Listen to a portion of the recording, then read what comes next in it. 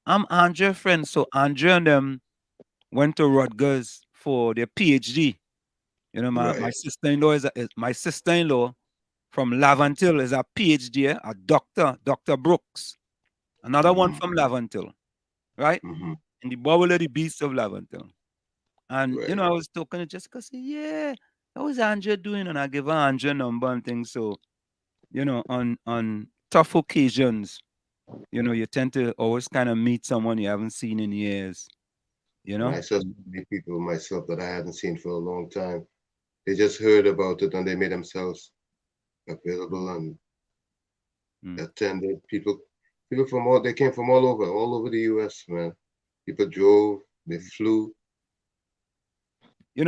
Tommy's interesting. Let me bring in Diana. Let me bring in no other than Diana, Waveney, Benskin, Stormy, the Storm, Greta, the Trinidadian, the Bajan, the Trinbagonian, the poet, the poetess, the poetress, the motivational speaker, Diana, one who have attended St. Augustine Girls Government Secondary School, no other than Diana, Waveney, Stormy, the Storm, Benskin, McDonald.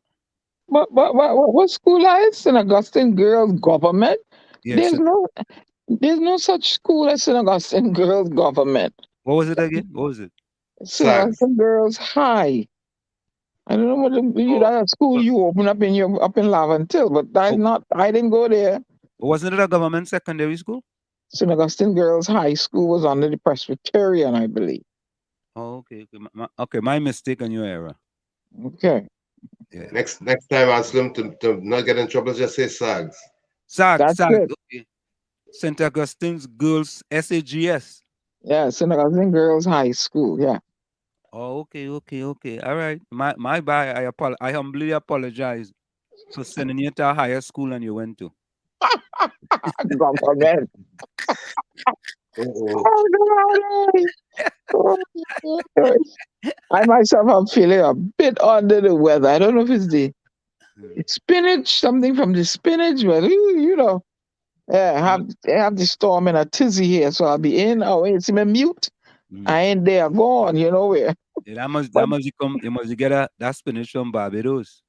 That's I where. don't oh, know. But hey, don't be talking about my adopted country like that. Uh, Watch yourself. Watch uh, yourself. Watch well, yourself. But Tommy, I want to say, again, I offer my condolences. I know you was going through this a long time. I used to hear it in your voice, and you still stayed on the program. Well, I could hear the hurt and the pain and the worry and the concern. You could hear it. But as I told you, she's no longer in pain. She's no longer in pain. And I say, and I may sound selfish, if you love someone and they're in pain, you don't want to see them suffer. You don't want to see them suffer. I wouldn't, you know. I agree. I agree. I fully agree. I wouldn't want to see them suffer. So, my condolences, and I know you got plenty of people to lean on, and you'll get through this. You'll get through this. well, yeah, I know. Hey, Tommy, you know something, Tommy? I tell you, as I was saying, you always learn something when you go to these things, and you don't put one on one together and make 11. You put one on one together to make two. Right. As I was listening to the person from Trinidad, right? Because I didn't know your wife last name was Shepherd, right? And I'm listening to the person on the recording, and he says he's Darren Shepherd. I said, but wait now, boy. That was the first time, Tommy, that I get to understand that Darren Shepherd is the brother of your wife. All I right. yeah, I did not know that. And that rendition he played there, man, he should record that and send that all over the world, man. Was it Amazing Grace, Tommy? What was it? Yes. Or was it How Great Thou Art? Right, how great thou art. Right, yeah, how great thou art. Oh my God, Tommy boy. That was excellent, man. That was really, really excellent. How great thou art. That was an excellent rendition, man. It's like the pan was singing the song, man. You know? Mhm. It was it was it was it was Man, he it was he was was he was beating that pan. That's why it yeah, sound yeah. good. Now there's only beat pan in Barbados. There's When you He didn't beat beat it. pan, He you played just hear it. the beauty in the pan. He was He played it. beating He that played pan. it. yeah, yeah, yeah. When you beat if you're beating it, you're tuning it. But he played Right. it. We play pan in Trinidad and Tobago. They beat pan in Barbados. Well, Kitchener have a song, beat pan, pam pam pa da da da, beat pan. All right, so I Nah, done talk. that If was the That was before then. you. grandmaster That was could then. say This beat is now. pan, Yeah. I beat in pan. So you could argue with the grandmaster on that. Nah, we long time we used to say that beat pan, but now That was then. This is now. yeah they Uh, play. I And grew up there. it's not pan anymore, it's the steel pan.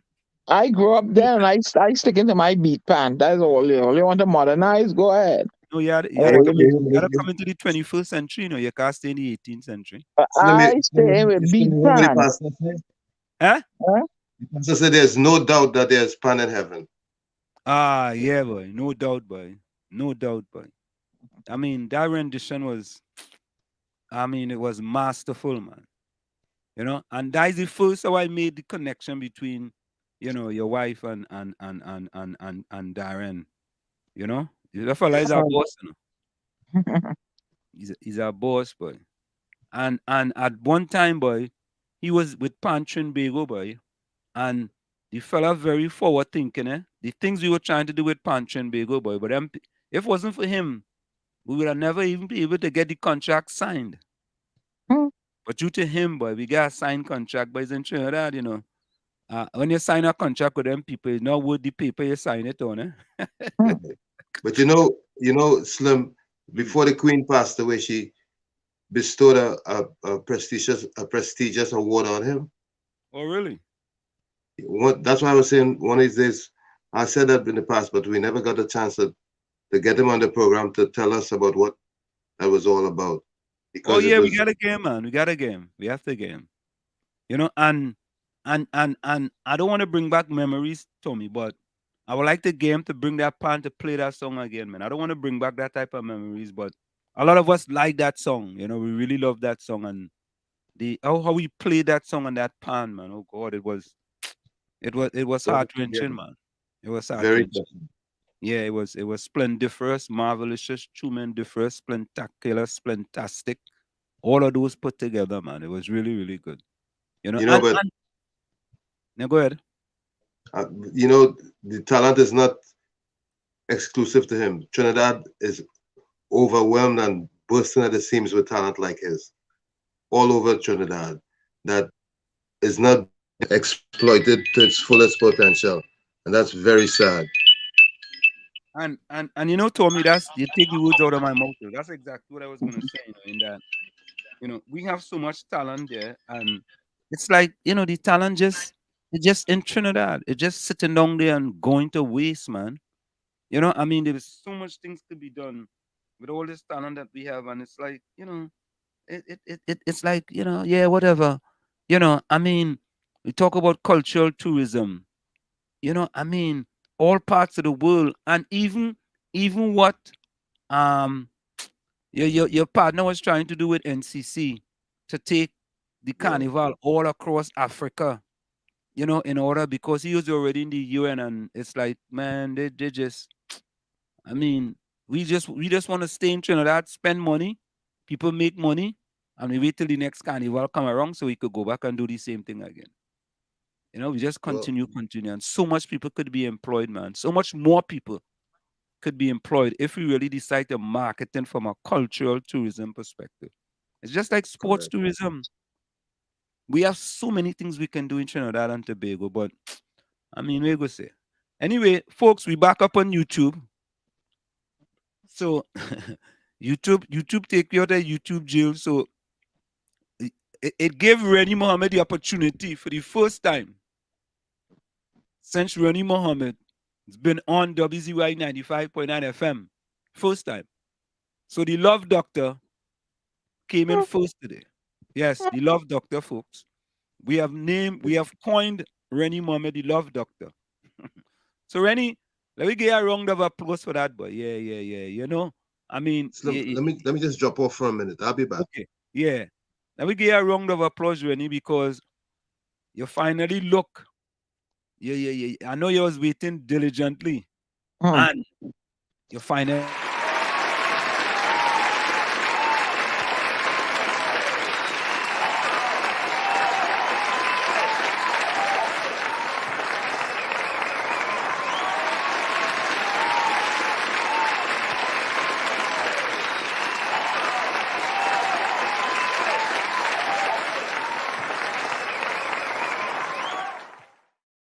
Focus a special round of applause to no other than the love Dr. Rennie Mohammed.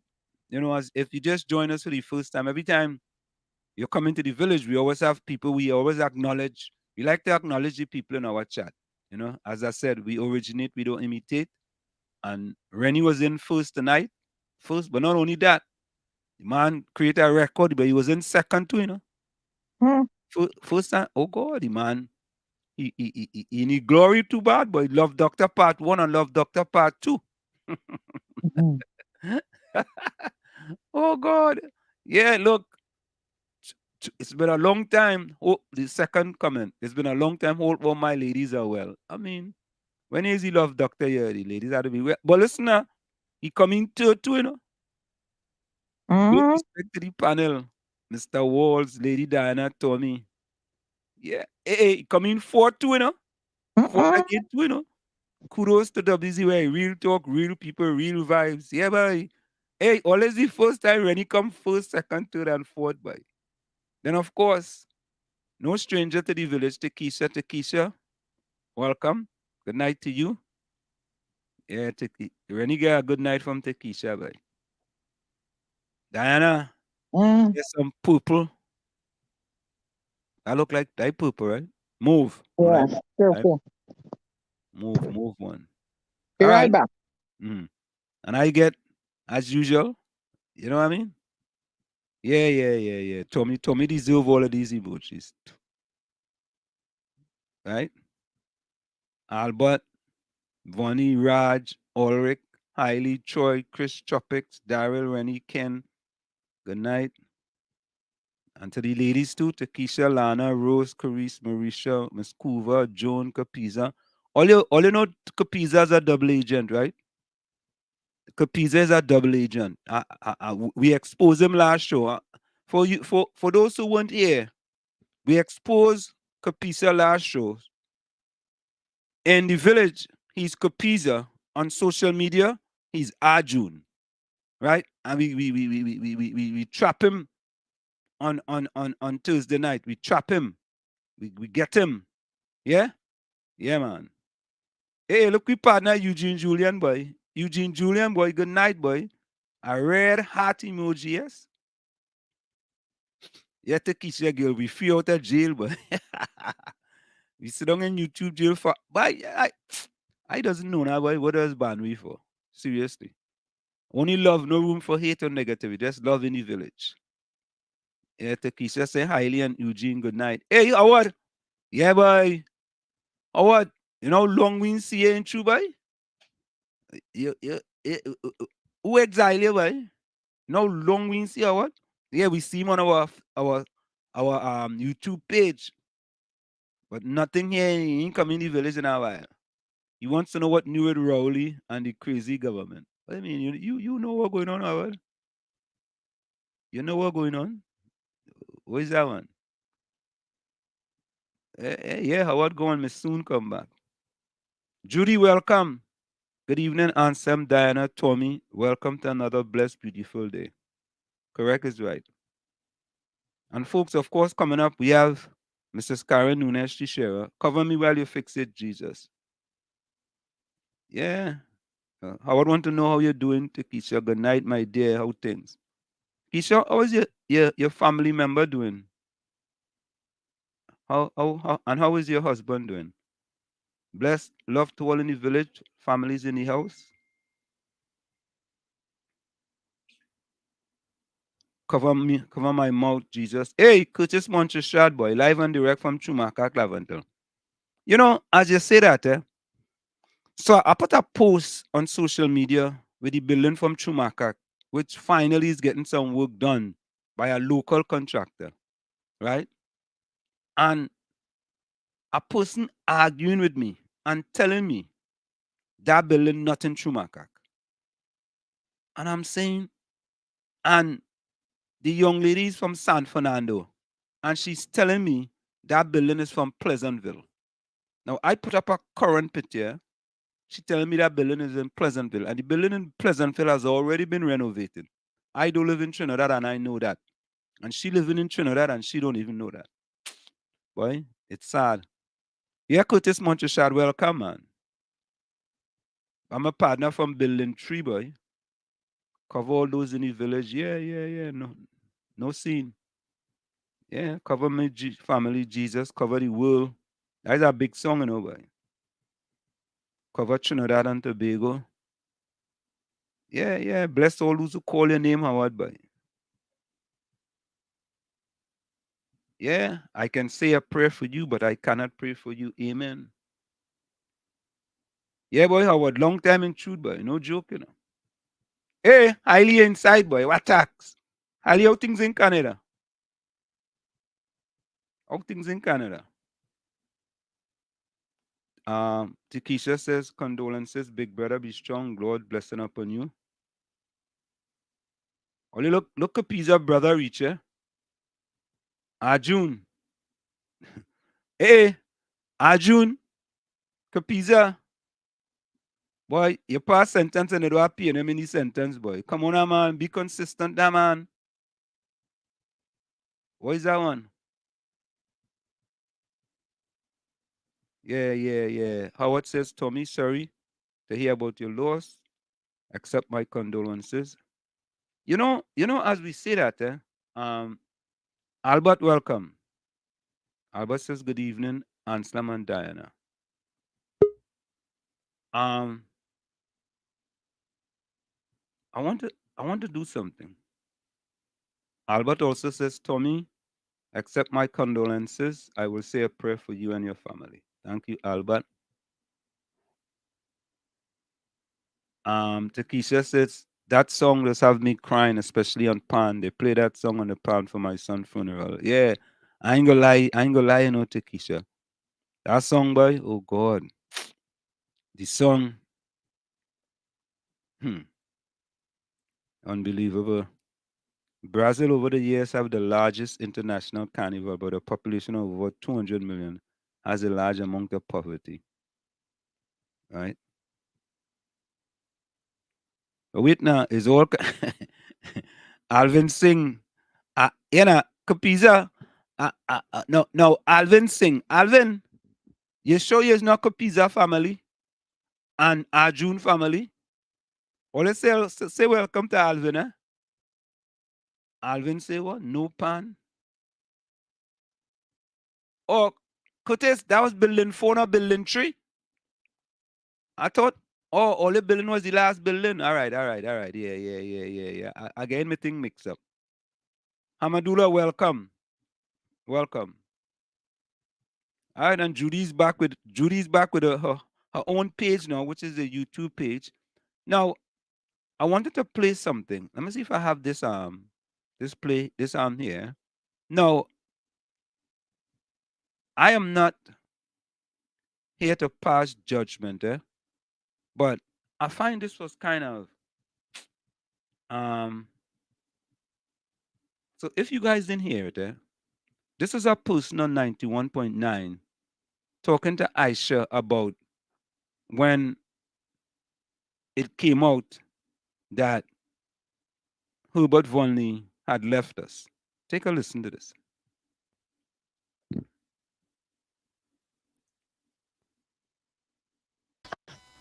A pleasant good day to you, Aisha. How are you?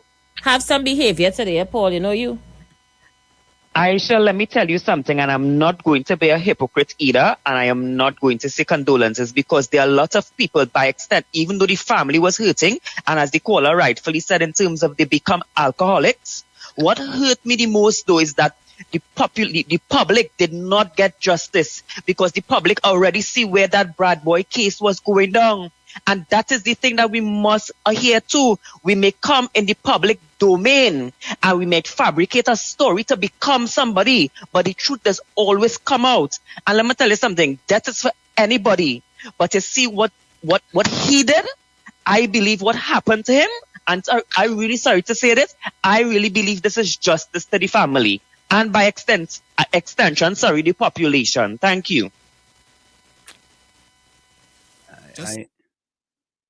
I don't know, I don't know, but I don't know how you could be happy that someone has passed away and you want to go on public radio and comment about that.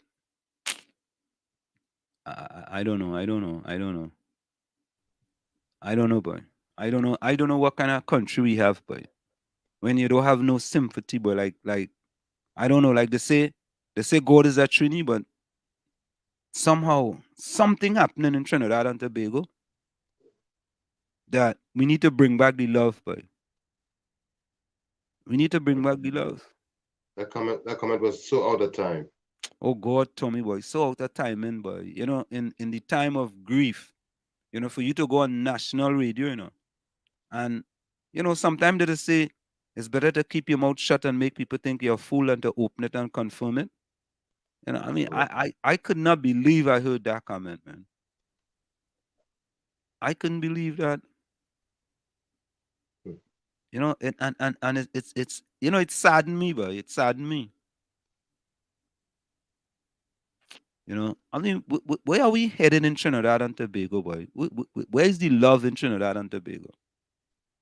You know, where's the love, boy? It's like every single day, boy, it's something. You know, everything. You know, I mean, boy, it. You know, Albert, I wouldn't put that on PNM. I would not put that on PNM. I would not make that political. I just believe that, you know, you have to have some type of conscience, especially in dead boy. All of us have to meet our maker someday. You know? And you're right. But not all Trinis. Some Trinis are soulless creature. You know? Right? That is everyone. All of us have to face that, boy. You know? Albert Albert say Aisha didn't cut her off. Albert knows that he. Albert is a he, is a he, is a he, is a he. You know, but you know, that's the sad thing, boy. For you to go on public radio and echo those sentiments, boy. Really, boy? Really? In that times there, boy? Oh boy. I couldn't get over that in a time like this when the family and people say, well, he did this back then and he did this back then, you know, none of us are judged, right? You know, all of a sudden we are now judging a person, right? And Judy says, Tommy, my dear, accept my condolences on the passing of your beloved wife. Time heals. You know, I mean, thank you so much. Yeah, Tommy boy kind of sad, boy. You know what I mean? And you know, Tommy, imagine Tommy, if you know, in your situation, you were to hear somebody come and say something like that publicly, boy, it will hurt even more. Of course, that's insult to injury. Yeah, that will add insult to injury, boy. But I guess we really don't care who we hurt or who we don't hurt, you know. Yeah, we don't care, boy. There is something missing in Trinidad and Tobago, boy. Something missing. Our society has to mature some more, or a whole lot, because we're like in infancy, and I keep believing that more and more as time goes on, that we're in an infancy that is going to take a long time to mature out of. And you know the thing about it too, Tommy, is that you see when you make those type of comments, especially if you're on a radio program, those type of comments are recorded in history, And further to that, many of the people who are in media, they are not trained enough to respond in the right manner when moments like these arise. Correct. You're right. We have in our media space, we have a lot of people who are just trying something. They're not trained. They're not ready for the role that they are put in. Tom, you raise a valid point there, because you make a valid point there because last Thursday we had a person come into the village, right, for the first time. Something James, and was very disrespectful. And immediately I told the person, I said, listen, do not come here with that disrespect. Go elsewhere with that. Right? I ain't tell him I go block him or nothing. I just tell him. And you know what? He bust it. He busted and gone. Because we have to be able to set the examples. When people call with certain type of comments, right? We should tell them that's unacceptable. Even though you have a disclaimer, we should let them know that those comments are unacceptable. Right? Absolutely. It's unacceptable. As it seems like sometimes, sometimes they can't catch everything. But for stuff like that, you have to make the person know it's unacceptable. But our problem in Trinidad is societal. When we think about the people that we put to run our affairs and manage our country's affairs, the way they operate and the examples that they set, it transcends into all segments of society. And that's why we are plagued with all these problems that are putting us in a real bad light as time goes on. So sad, but it's true. Yeah, and that's the thing, Tommy. It's that, we accept certain type of mediocrity. We accept it. It's like, all right, you could say it, if you want to say it, you could say it. You could say whatever you want, or she could say whatever, he could say whatever you want. And people don't hold them accountable. Look at all the kind of names that's been going back and forth between the political parties in Trinidad and Tobago. Absolutely. People are being called imps, pimps, and chimps. People are being called termites and potongs. People are saying we go take a stake and you should drive it through their heart. Things that are so evil, man. Very insensitive society. Say that again? Very insensitive. Yeah. And we support it because that is our party saying it. You see? And that's what it has come. It has come that, we seem to be like, I don't know, boy, like, I don't know what it is, man. It's become the new norm. That's what it is. It's the new norm. But so whatever. Really, huh? I have to say, I appreciate the stand you have taken, and you continue to take with your sensibility in this broadcast on WZYE. I mean, everybody, you cannot please everybody, and everybody won't agree with you.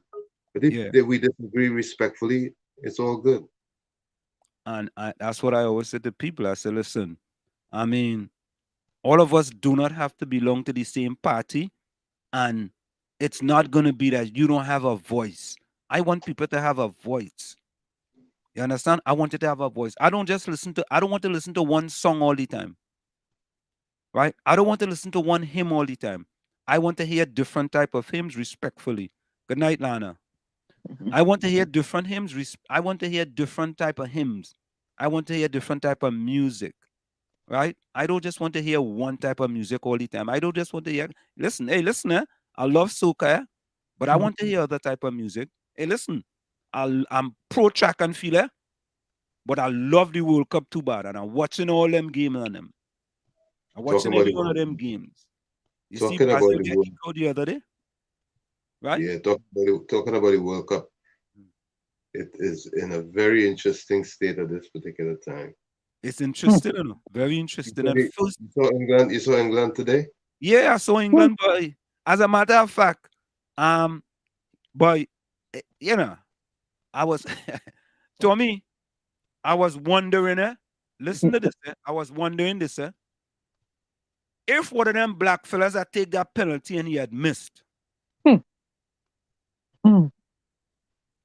All you think about it. All you do start, but all you go back before, go back to the Euro Cup, If one of them black fellas had take that and kick that ball to the moon, it would have been a different story, you know. It would have been a horse of a different course. Sad to say, but it's true. Yeah. Right? But my brother's opinion on that penalty, that second penalty there was, he said his opinion to me is that it is poetic justice. He says because it wasn't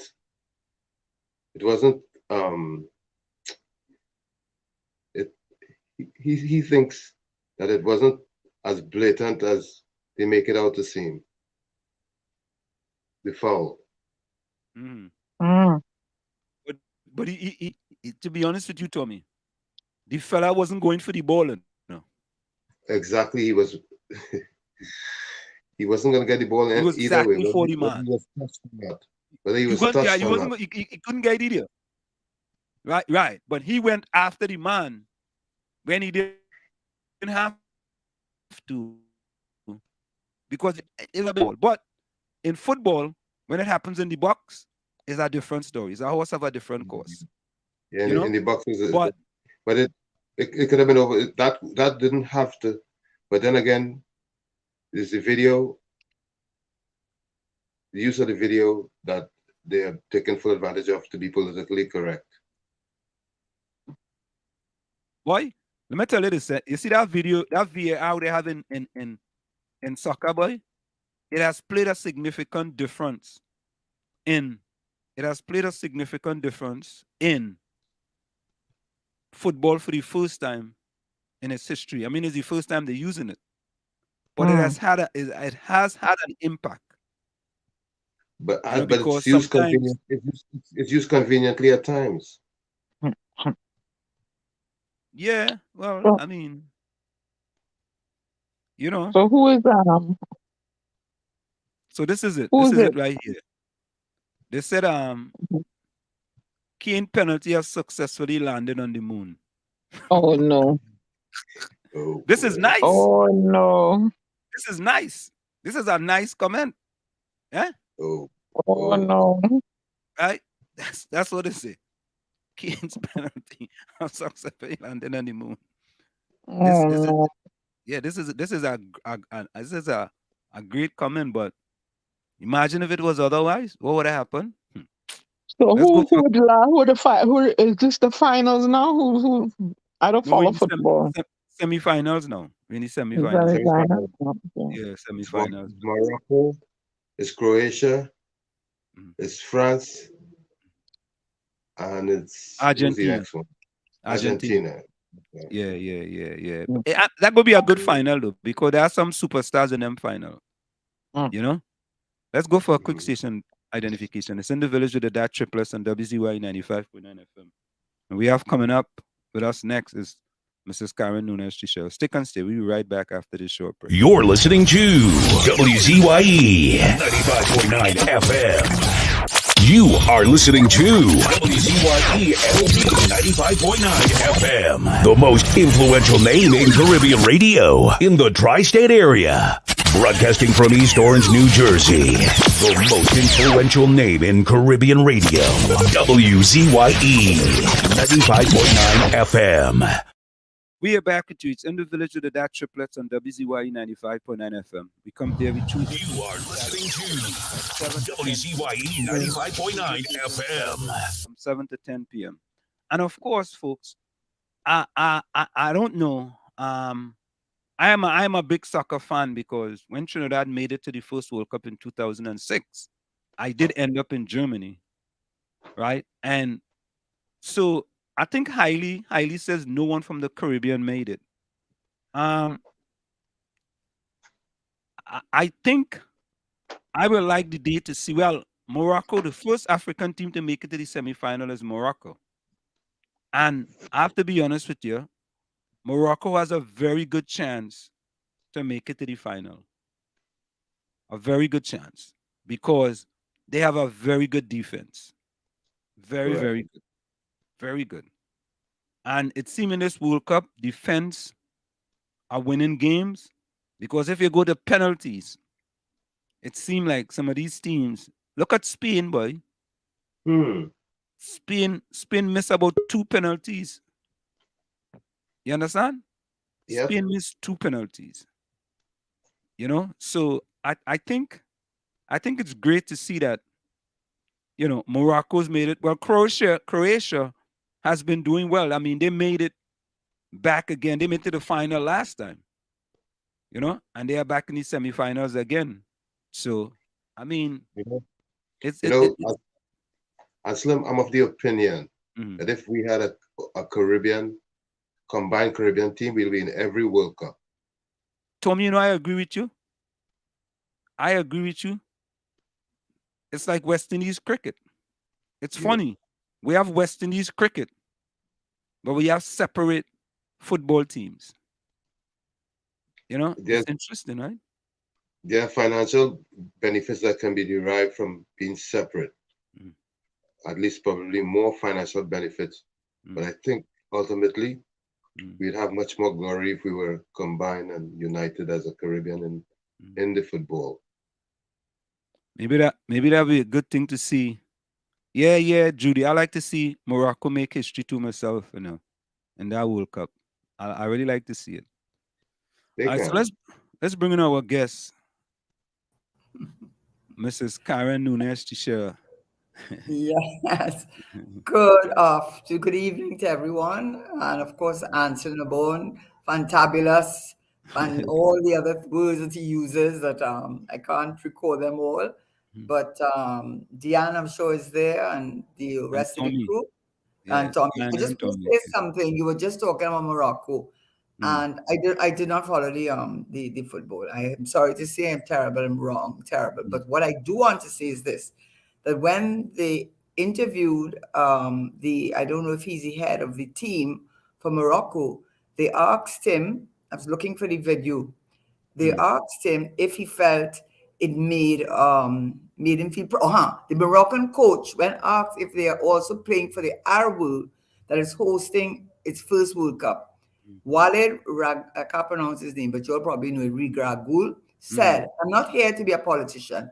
We represent Morocco. We're also African, like Senegal, Ghana, Cameroon. So we fly the flag of African football high. There we go. Made me proud. Yeah, there we go. All that talk, stop them with all that talk, you see? Yeah. They want to expand it now. They want to make it a little, you know, let's expand it. No. What they don't want to make it is about Africa. That's exactly what I'm saying. Africa. What they want to say is all of a sudden it's about race, not nationality, or where you come from. So he said, I don't know anything about that, you know. All I know, I'm flying the African flag. Just as how I could fly for Ghana, Senegal. Morocco is part of that African continent. And he put them in their place. Yeah, correct is right. You know, that's the only thing I can say on football. Yeah, well, that's all right. That's a great part of it as well. You know. Yes. Well said. Yeah. So Karen, how have you been since the end of Sunday, the 4th of December? Yeah, how have you been? I'm afraid to say it. How have you been? People want to know, how is Karen Nunez Tesheira since the election has been over? Very surprisingly, you know, I don't want to bring too much religion into it because not everybody has to, and I don't impose my values on anyone, you're agnostic, atheist, whatever, that's your choice. But I certainly know that I feel that that I was surprised at my own reaction, actually, that I, I took it in really good stead, really. And I was waiting. And in fact, my children, I think, were a little worried. So they kept calling me in the night and the next day because they found I wasn't too much of a good spirit. But that had a lot to do with being amused by one of the team. I had a very small, tight team. And one of them, whatever happened, it was a good thing that happened. And it put me in a very good frame of mind. But other things since then also have made me, of course, I'm data driven. So I then started looking at the data and the information, and it's certainly, if I were a member of the internal part of the PNM and looking forward, I'd be very, very worried. And I can tell you why if you would like me to go into that. Yeah. Why is that? Why is that? Why would you be worried? Well, we know that I did not get even near close to the votes that Dr. Rowley got. I mean, if those I came second, I mean, I wouldn't even call my second. Next is 8,000 votes. I think I got 320 something votes. So, I mean, from that point of view, that should be enough if to make you feel, oh my God. But this is the story. This is what people have to look at. And that the question is an internal election. So there are a lot of people who make up the population who are either not PNM supporters or who are not members of the party. But let us say we're looking at the members of the party. In 2014, when the Prime Minister did not have the advantage of incumbency, in fact, at that time, I think UNC, the People Partnership, had collapsed, had fallen apart, really, in 2014. But he was challenged by Penelope Beckles, and the membership of the party was 80,000, 80. And he won by he got over 18,000 votes in 2014. In 2018, he went unchallenged. So in 2022, so we can compare. In 2022, the membership of the PNM had increased from 80,000 to 105 to 110. I thought it was 110, but I just want to be on the careful side, but maybe by about 30%. How many votes did he get? A little over 8,000. Where did those 10,000 votes that voted for him in 2014 disappear to? They just didn't turn up.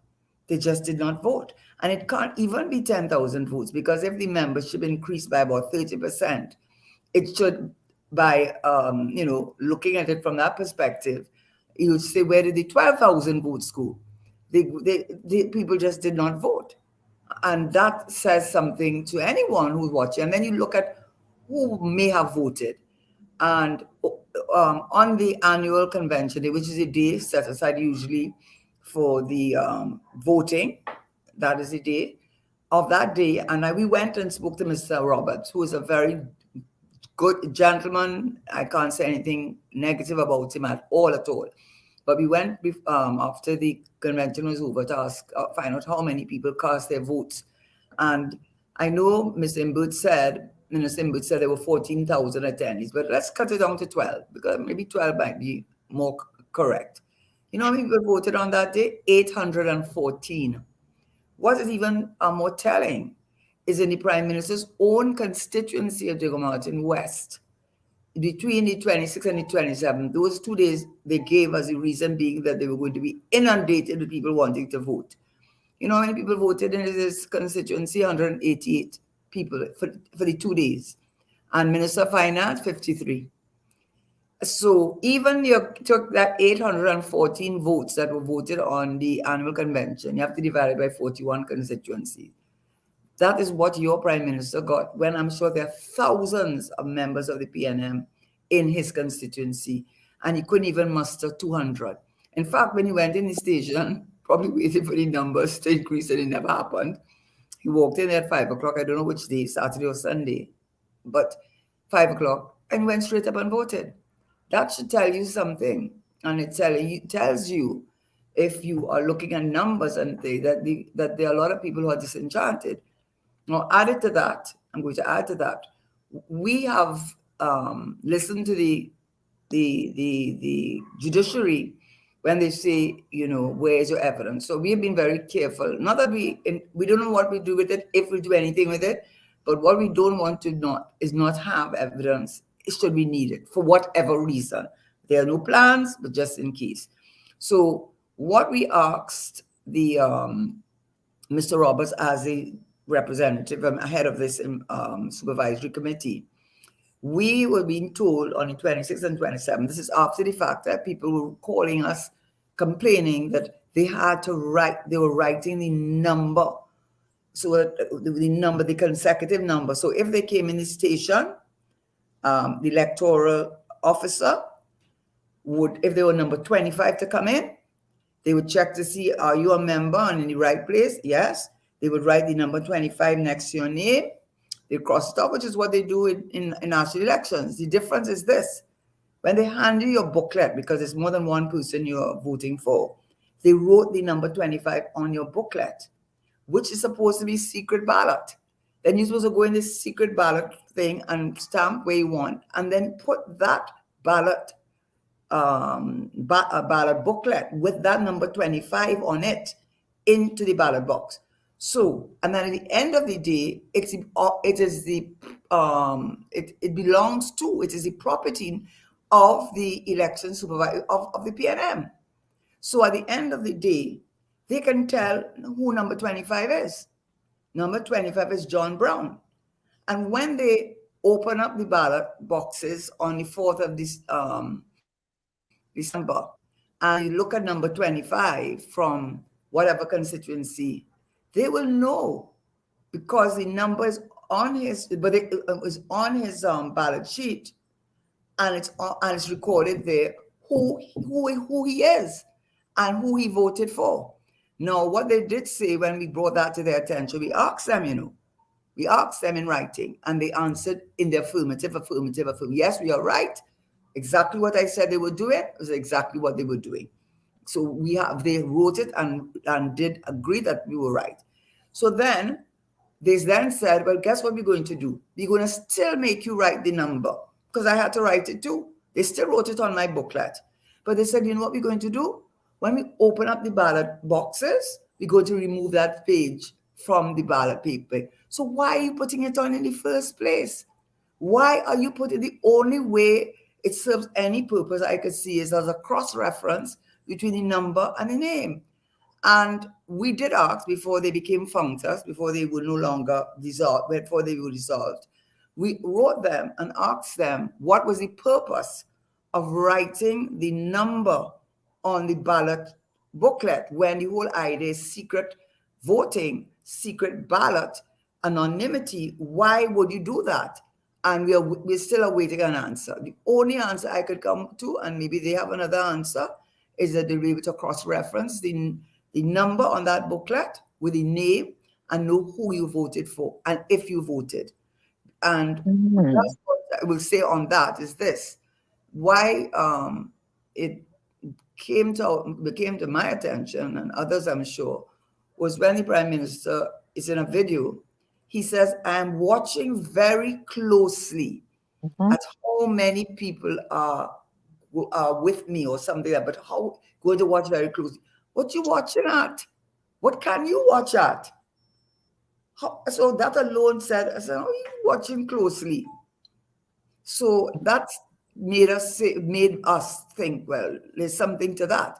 And so we did not yet get the answer to what was the purpose of writing the number on my ballot sheet, if it was supposed to be secret balloting, and you could cross-reference if you wanted to my number with my name and know who I voted for, or if I voted at all.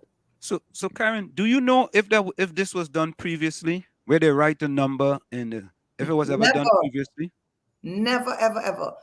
Never did that. This is a new thing, and the reason, that's why we asked them why. They asked them why they did it, and the reason why they gave for the 26, 27, because they were asked.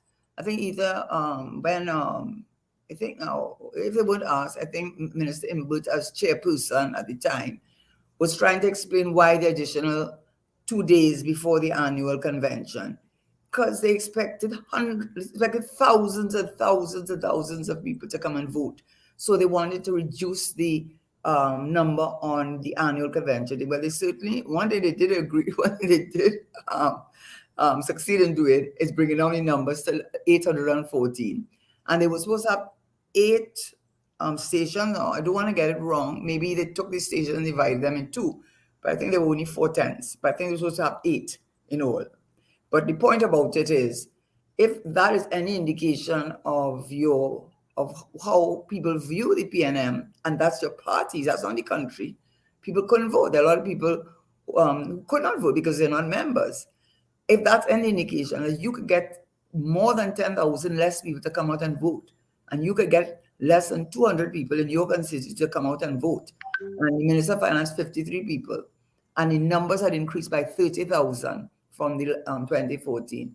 That must be telling you something. No, they never did that before, never put the number on it, and that's why we're asking them, why are you doing that? What was the reason? And we still await the answer. So Karen, based on the votes, and we take into consideration on the 26th and the 27th, there was some flooding and weather. Do you think that this is an indictment against Dr. Keith Christopher Rowley, the political leader of the PNM? Well, I mean, I don't want to. What I'll say is, in law, there's an expression that says res ipsa loquitur, and which means the facts speak for themselves. So, by way of example, if you were walking on a pavement and all of a sudden you get knocked down and you end up in a ditch because a car hit you, you don't have to have seen the car came from behind. You have to show that that car was negligent. The car never supposed to be on the pavement. So to answer your question, if you got more than 10,000 people not to come out and vote, and then you issued what I call a veiled something, I'm watching very closely, and then you putting numbers on my ballot sheet and telling me secret balloting. We're still waiting for the answer. Maybe they have a good answer. But as it stands now, what I do know they could do is cross-reference the number to a name. That's what they could do. Because number 25, we look at number 25, Karen Tesheira, you look at my ballot booklet, and you'll see who Karen Tesheira voted for, if you wanted to. And I think when you look at who went and voted, if you had 510,000 members, well, the public servants, that would make no difference to them because they can't lose their job or be affected by, I'm looking very closely. The only people that could be affected by, I'm looking very closely, are the CPEP and URP and deforestation people who really depend on the government's largesse. I don't know who it is of the 8,000, but I am curious to know who the 8,000 are. And I am curious to know why did my minister say he's looking very closely. What could he be looking at? I don't know. And why did they write the number? And the facts speak for themselves. People just did not come out and vote. They had a good time at that party. Eh? That was a real good party. I have to tell you, they threw a good party. That annual convention, Super Blue was fantastic. I mean, Super Blue was back to the Super Blue that I remembered as a young person, and everybody, I mean, it was pumping. It was really pumping. And then there's another performer. I don't know his name. Aisha. Right. Well, I'm not in the young people thing, but I know it was a dance hall. And that many of them pumping. But you know what I know? What was terrible too? And I think the party has to really work on that. If this is any indication. I looked around and I said, about 90%. Let me say 90, be careful, but I know it's more than that. But people of African descent. So I don't know how they could talk about a party. Yes, you say we're inclusive and so on, but that was not reflected in the people who turned out. And even, no offense to Dr. Gatsby Dolly, I don't know her, I have nothing against her at all. And I think it was a good idea to bring out school children when she came out to give her little speech. But there were about 20 children, and if that was supposed to be representative of the ethnic composition of this country, and therefore of the party, it was a miserable failure. And what happened, my final comment on that is that, what I think happened, and I don't think I'm wrong to say this, or everything I've told they had numbers, so they may not like me saying that. I already admitted I got 325. So, I am not arguing about that. I am saying that I'm looking at what is it saying about the popularity of the leader. and he did create a team, so everyone voted in line.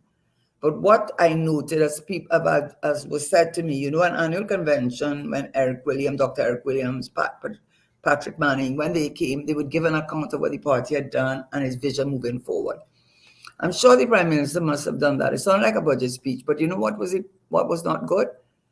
The same thing that caused you to have a lot of people there, which was a free party with good entertainment, top of the line entertainment, was when he was speaking, there was a constant murmuring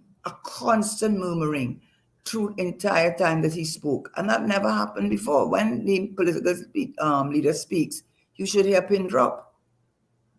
And that, so it was in a sense maybe a good thing, a way to get the numbers out. But getting numbers out in a party atmosphere probably wasn't the best idea. So, hi, Miss Karen. How are you doing? I gave my assessment. I'm incognito because I'm not 100% feeling so well, but I'm here supporting Wall Street. I wanted an observation of mine, and I may not be correct. Yeah. So a certain number of voters, party members, you call them, didn't vote because of the alleged veiled threat or veiled statement. I can't make. I say so. Okay. I'm saying so. All right. I'm saying because of that veiled statement that was made by Prime Minister Rowley, and they did not vote at all. Right? Could that be? Should he take that as a message then? Okay, in the general election, we go show you. I don't know. I think I will turn it around the other way around. I think that the people who voted were the people who thought that they had to vote, because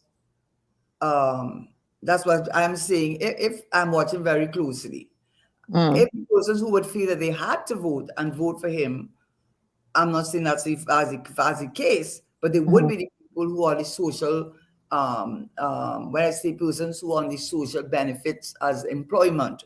So CPAP and URP, those people will be the ones that will have to vote, because they will know that, remember, they are doing it by constituency. So whoever was in charge of that particular constituency may have told all the CPAP workers, you have to come out and vote, and they know whether you voted or not, because you have to. They would see if you voted or not, and not only will they see that if you voted or not, because they would cross it out, which you could have seen anyhow, because the list belongs to the party, but they can also, if they want, see who you voted for because of putting the number on the ballot thing, and that's why people started calling the other persons who were contending, that is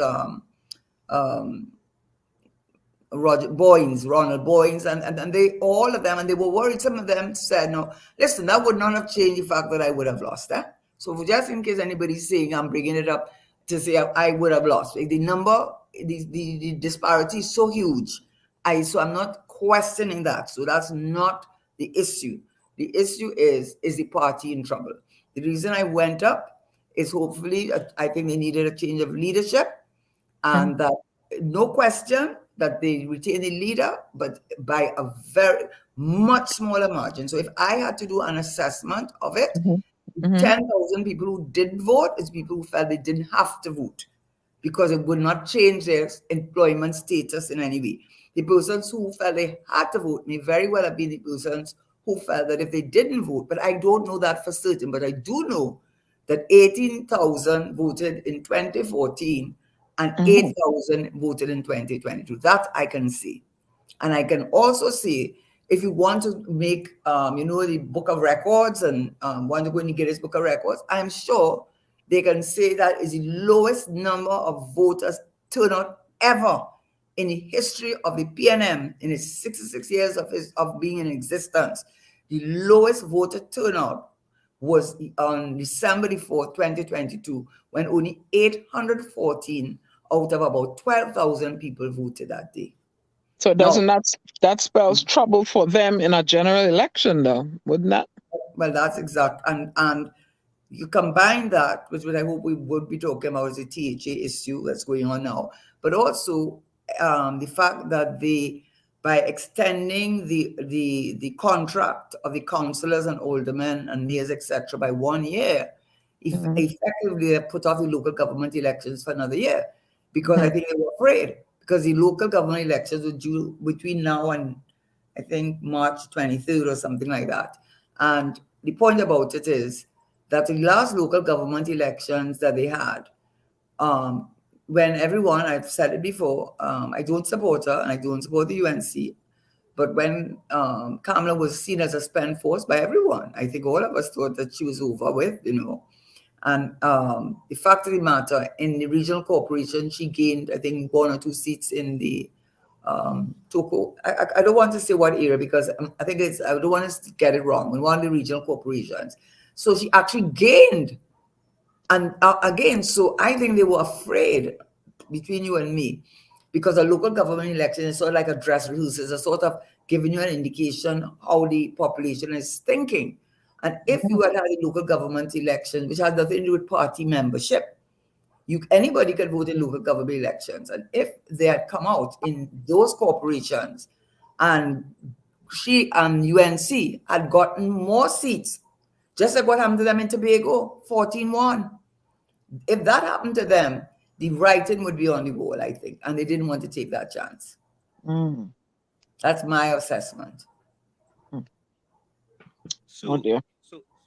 So Karen, there's many people who are asking the big question: what's next for Karen Nunez Tesheira? Is Karen Nunez Tesheira going to stay within the PNM? Is Karen Nunez Tesheira going to do something else? What next for Karen Nunez Tesheira as far as the political landscape is concerned?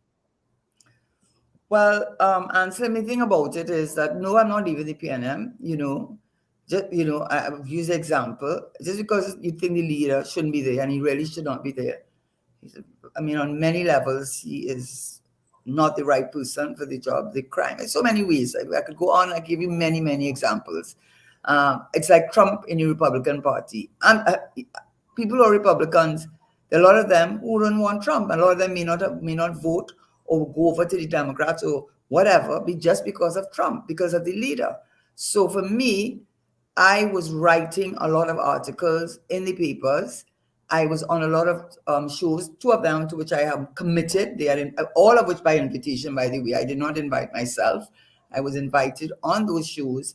And so then I came back into the public domain, so to speak, and writing on issues that were going on. And that is how I was approached in the middle of September. I had no plans to go in. So I'm going to do exactly what I was doing before, because if that was enough for people to come to me and ask me to approach me, I said, what are you coming and asking me? I said, I'm not really involved as such. I write my articles. Hopefully they're going to be helpful. I'm on the shows and I talk about the issues of the day and so on. They said, well, that's why we're asking you, because we think that having been Minister of Finance, etc., but you having now put back yourself in the public sphere within the last year or 2 years, within the last 2 years. That's why they approached me. So I'll go back to doing exactly what I was doing. And in politics, a day is a lifetime. Look what's happening with THA. Who would have thought? You don't know. You don't know what can happen. That's what I would say. Okay. And the UNC during the last local election, the UNC actually snatched Sandy Grande Regional Corporation from the PNM. Thank you. Right. Yes. So they are tied 7-7, but the UNC gained the Sandy Grande Regional Corporation from the PNM, which the PNM previously had. So I think that kind of clears the air quite a bit, Karen, for some people who was like, well, what's Karen going to do now? Is she going to abandon the PNM? It's like, but the thing is this, can't you go as an independent, Mr. Sheriff? An independent. Well, that's what they're doing, and that's what they're doing, THA, which I hope we will be discussing, because I expect I did a lot of research to make sure that I did not mislead anyone who would be listening. So no, I wouldn't do that. I love the PNM. The PNM is a good party. It's the only party that has survived or for 66 years, you have had many iterations of all different parties. Everybody has tried. You get this, and when I mean DLP, or being UNC, PPP, NAR, ONA, you go down the line. Tapia, I mean, you name it, we've had it. ULF, I mean, I could go on and on. But the only one that has remained there and has stayed stable as a sense of stability is the PNM, founded by Dr. Eric Williams. And our constitution of the party has remained the bulwark, the foundation on which the party sits. And I would never abandon it. Then I'd be like a spoiled child. I would then be everyone. If it were me, I would say, look at her. She wasn't in there for the party. She wasn't there for the country. I was already there for the country. Yeah. And ultimately, if you're there for the party, you're there for the country. It should be like that anyhow. And if I were to do that, then she really wasn't there for that reason. She was there for herself. And once she didn't succeed, she picked up her marbles and went home. And I've seen many people do that. And when they do that, I have watched one or two people who shall remain nameless on your show. But I have seen one or two people who came out with blazing guns and were very highly respected. You can't fight the party. Is a very hard thing. And maybe in America, in England, somewhere else, but not in the Caribbean. I mean, Eric Williams said this many years ago. I don't think it's not accurate as it was then. But he said you could put a tie on a crapo. He'll vote for the crapo. The point is, the party is, the party machinery is a strong, and that is a credit. It's a good thing and a bad thing, because sometimes your loyalty blinds you to the things that need to be done to make it better. But it is a strength of the party. And I would not leave the party, because I think if I want to do something, it's like having if I can use an example. If there is a situation in a family, well, PNM is a family, we say that we are family, and of domestic violence, for example, something bad, something terrible within the family. I'm just using a family and say, do you stay quiet and say, oh gosh, you can't go and say anything, because if you do that, the whole family name going to suffer. But this time the children suffering, the next generation suffering, because what they're witnessing is what will destroy them mentally, and make them continue that behavior. So you're looking at that and saying, oh God, we can't do that. We have to protect everything. But at what price? So for me, coming out, as much as people may criticize me, I lost, and I lost by a big margin. I concede, I accept it. I have no issue with that. I am not leaving the party. I tried, put myself forward, and it did not work out as I would have liked it to have worked out. But that does not mean that I am going to now abandon the party because I didn't get my way. Because if I didn't get my way, I really should never, ever be considered for leadership of the country. Because that is my attitude, that once I don't get through, then it was just all about me then. Well, Karen, I think many people, you have put many people opinions to rest regarding what's next for Karen Nunez Tesheira, because a lot of other people are saying all kind of things that they had no clue about, but then again, there's a lot of people in Trinidad and Tobago who don't have clue but have a lot of opinions. But let's go to it's not unfair. I mean, politics that's the nature of politics, and there's a saying, I think it was Shakespeare, nature abhors a vacuum. So I mean, I don't blame people for saying that. I hold it against them, because people have done that. I have seen, as I was saying, people who I have a lot of respect for and came forward to say they started a party. And I won't be more specific, because then you might be able to guess who they were. And I still like them, and I still have respect for them. But as soon as they were not successful, they packed up their bags literally and got out of town. What they said, they went out to Dodge City. And I said, so what was that about them? You weren't really serious. If you were really serious about your country, I mean, they were fighting as not with any party. They had their own parties. So that's a different thing. But you're not really serious that you just, so then go and you must have options. But the option cannot be to go and pick up your bag and go and get out of Dodge City.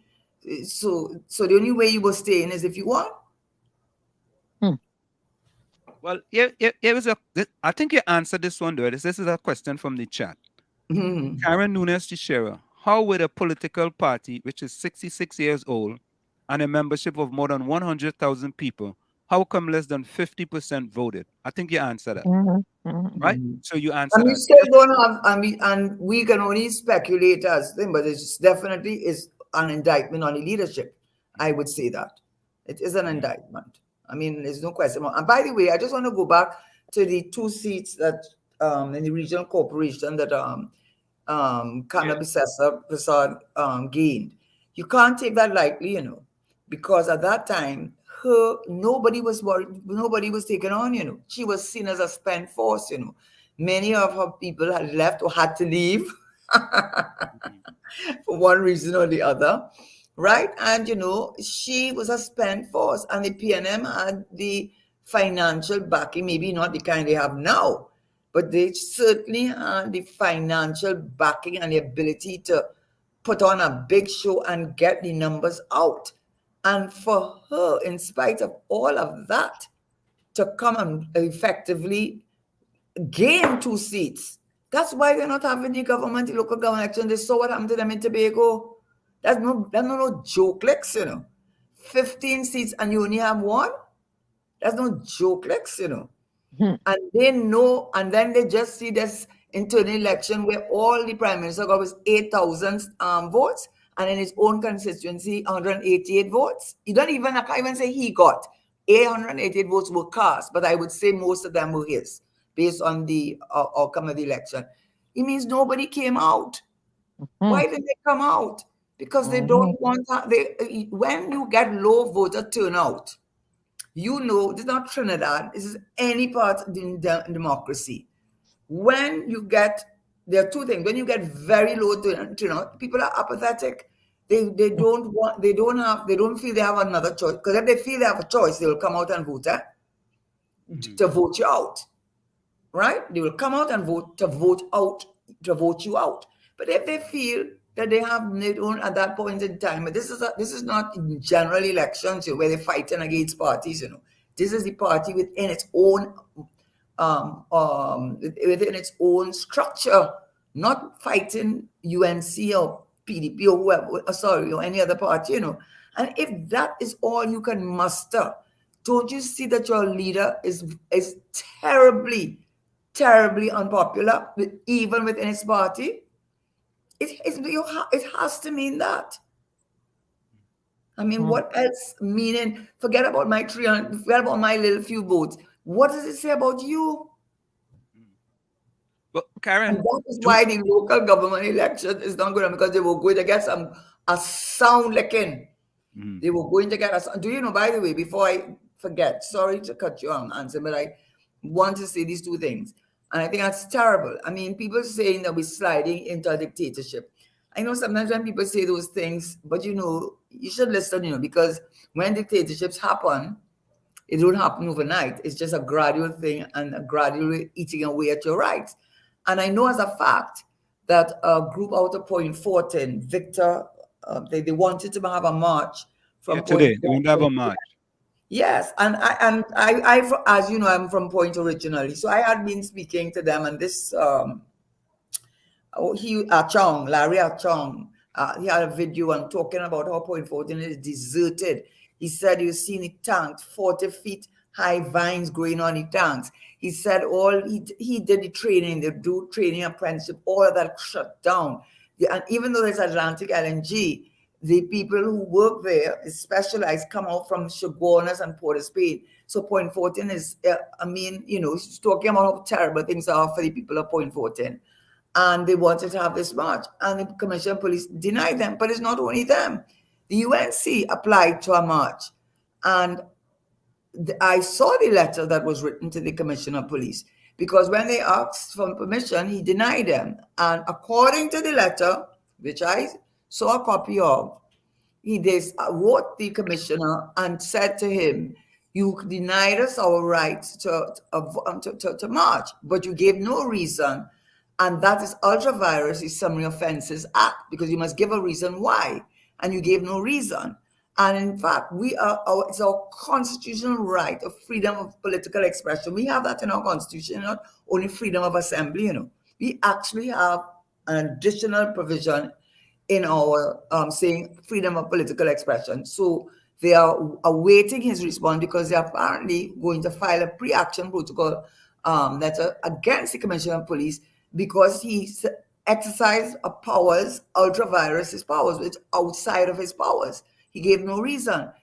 Turning down, you know why they don't want anybody to march?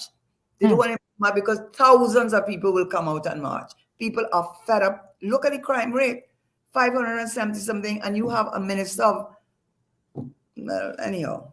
All I want to say, I just want to say this. I know I'm sounding as though I am the opposition, but I am not. I am like the person in the family seeing domestic violence going on and decide I had enough of it and I'm not going to stay quiet and I'm going to speak out.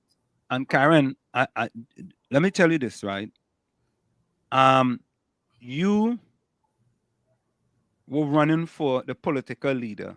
However, myself, I consider myself the leading PNM activist in North America, right?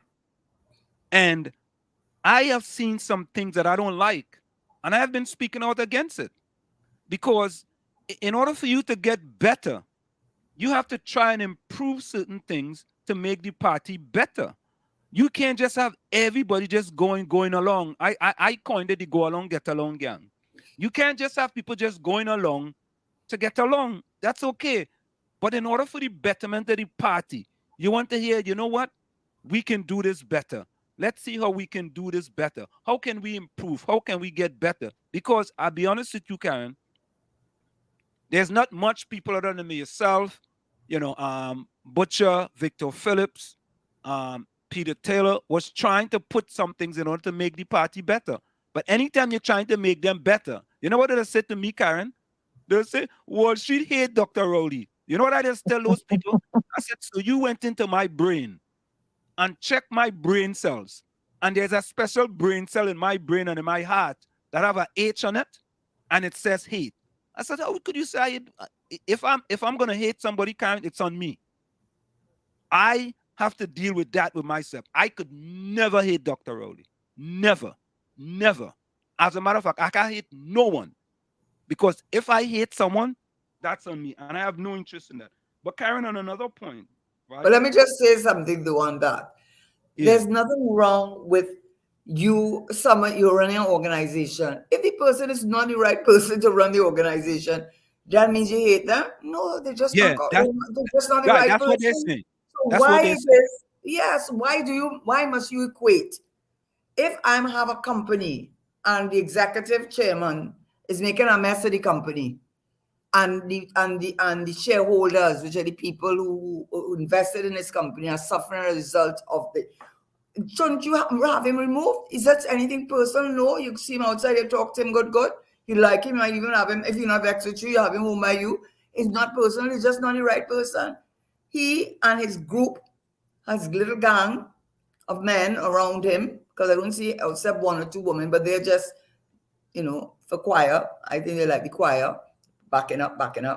Right? Then they all these strong positions, a woman, a man, and they are just there showing, that they are not capable. I can give you lots of examples. How could we have a crime rate of over nearly 570, and we are in the middle, or not even in the middle of December? We break every single record in Trinidad and Tobago for murder in this country since they started recording it. And they started recording it many years ago, right? How are you going to say that the the cameras that are supposed to be checking the containers, the acting commissioner himself said that the drugs and the guns are coming in through the containers. And it is for months now, except for one, I understand, which Americans gave our government. They have not been working. They months now. Containers are not being checked as they come in. And according to, I hope I'm not quoting her wrong, But I think she said, and they said she was very brave to do this, acting, but she was, reached the point that she couldn't keep quiet about it anymore. Acting controller of customs said none of the containers leaving are checked. How could you have a situation like that? And you are saying that's how the drugs and guns are coming in. That's what you are saying. The commissioner of police said that is how the guns are coming in. And the only way we found that that's been going on for months. Mm-hmm. And we did not know. I mean, you get a 0 for your dealing with crime in this country. And in a country, why do people vote a government for in? They want stability. They want security. You think everybody feels afraid to go out? You 7 o'clock at night, you not going out of your house? Or when you're going out, how many private security firms they have in this country now? How many people are, well, maybe giving people a job, but a lot of these people are women. 50%, I understand, I got that data. 50% are women, and I don't think they're perceptive, meaning they have no guns. So what could they do? The point is, that's just one example. I can give you so much other examples. Lack of implementation. How long the procurement legislation? How long they're talking about that, and they know why they're not passing it. Right? How long have they had the gambling? How long the Revenue Authority? How long the National Statistical Institute? Ask for the Sanders thing. How long? Nearly every. And by the way, when you're talking about fiscal deficit, it was before the minister spoke, so I didn't do it because he spoke. It just came in very handy to tell you how he sometimes is not, how am I going to put it in a nice way? I don't know how to put it in a nice way, but he said for the last 14 years, this year, 2022, the first time we had a balanced budget. But when I went back, just by coincidence, I had gone and done this. And this is from the Ministry of Finance side review of economy. The technicians do this. And when Mr. Manning was there, I have to say that, I'm going to say that because I am a Manningite, I don't hide it. 2002 fiscal surplus of over 100, I won't say the amounts, I'll just say the surplus. 2002, a fiscal surplus. 2003, a fiscal surplus. 2004, a fiscal surplus. 2005, a fiscal surplus. 2006, a fiscal surplus. 2007, a fiscal surplus. 2008, a fiscal surplus, meaning that our revenue was more than our expenditure. Then came 2009 with the global financial crisis, and that is the first time that in 2009 we got a deficit. But in 2010, when we came out of office, there was a fiscal surplus. There was a fiscal surplus in 2011, so I don't know how we counted as 14 years.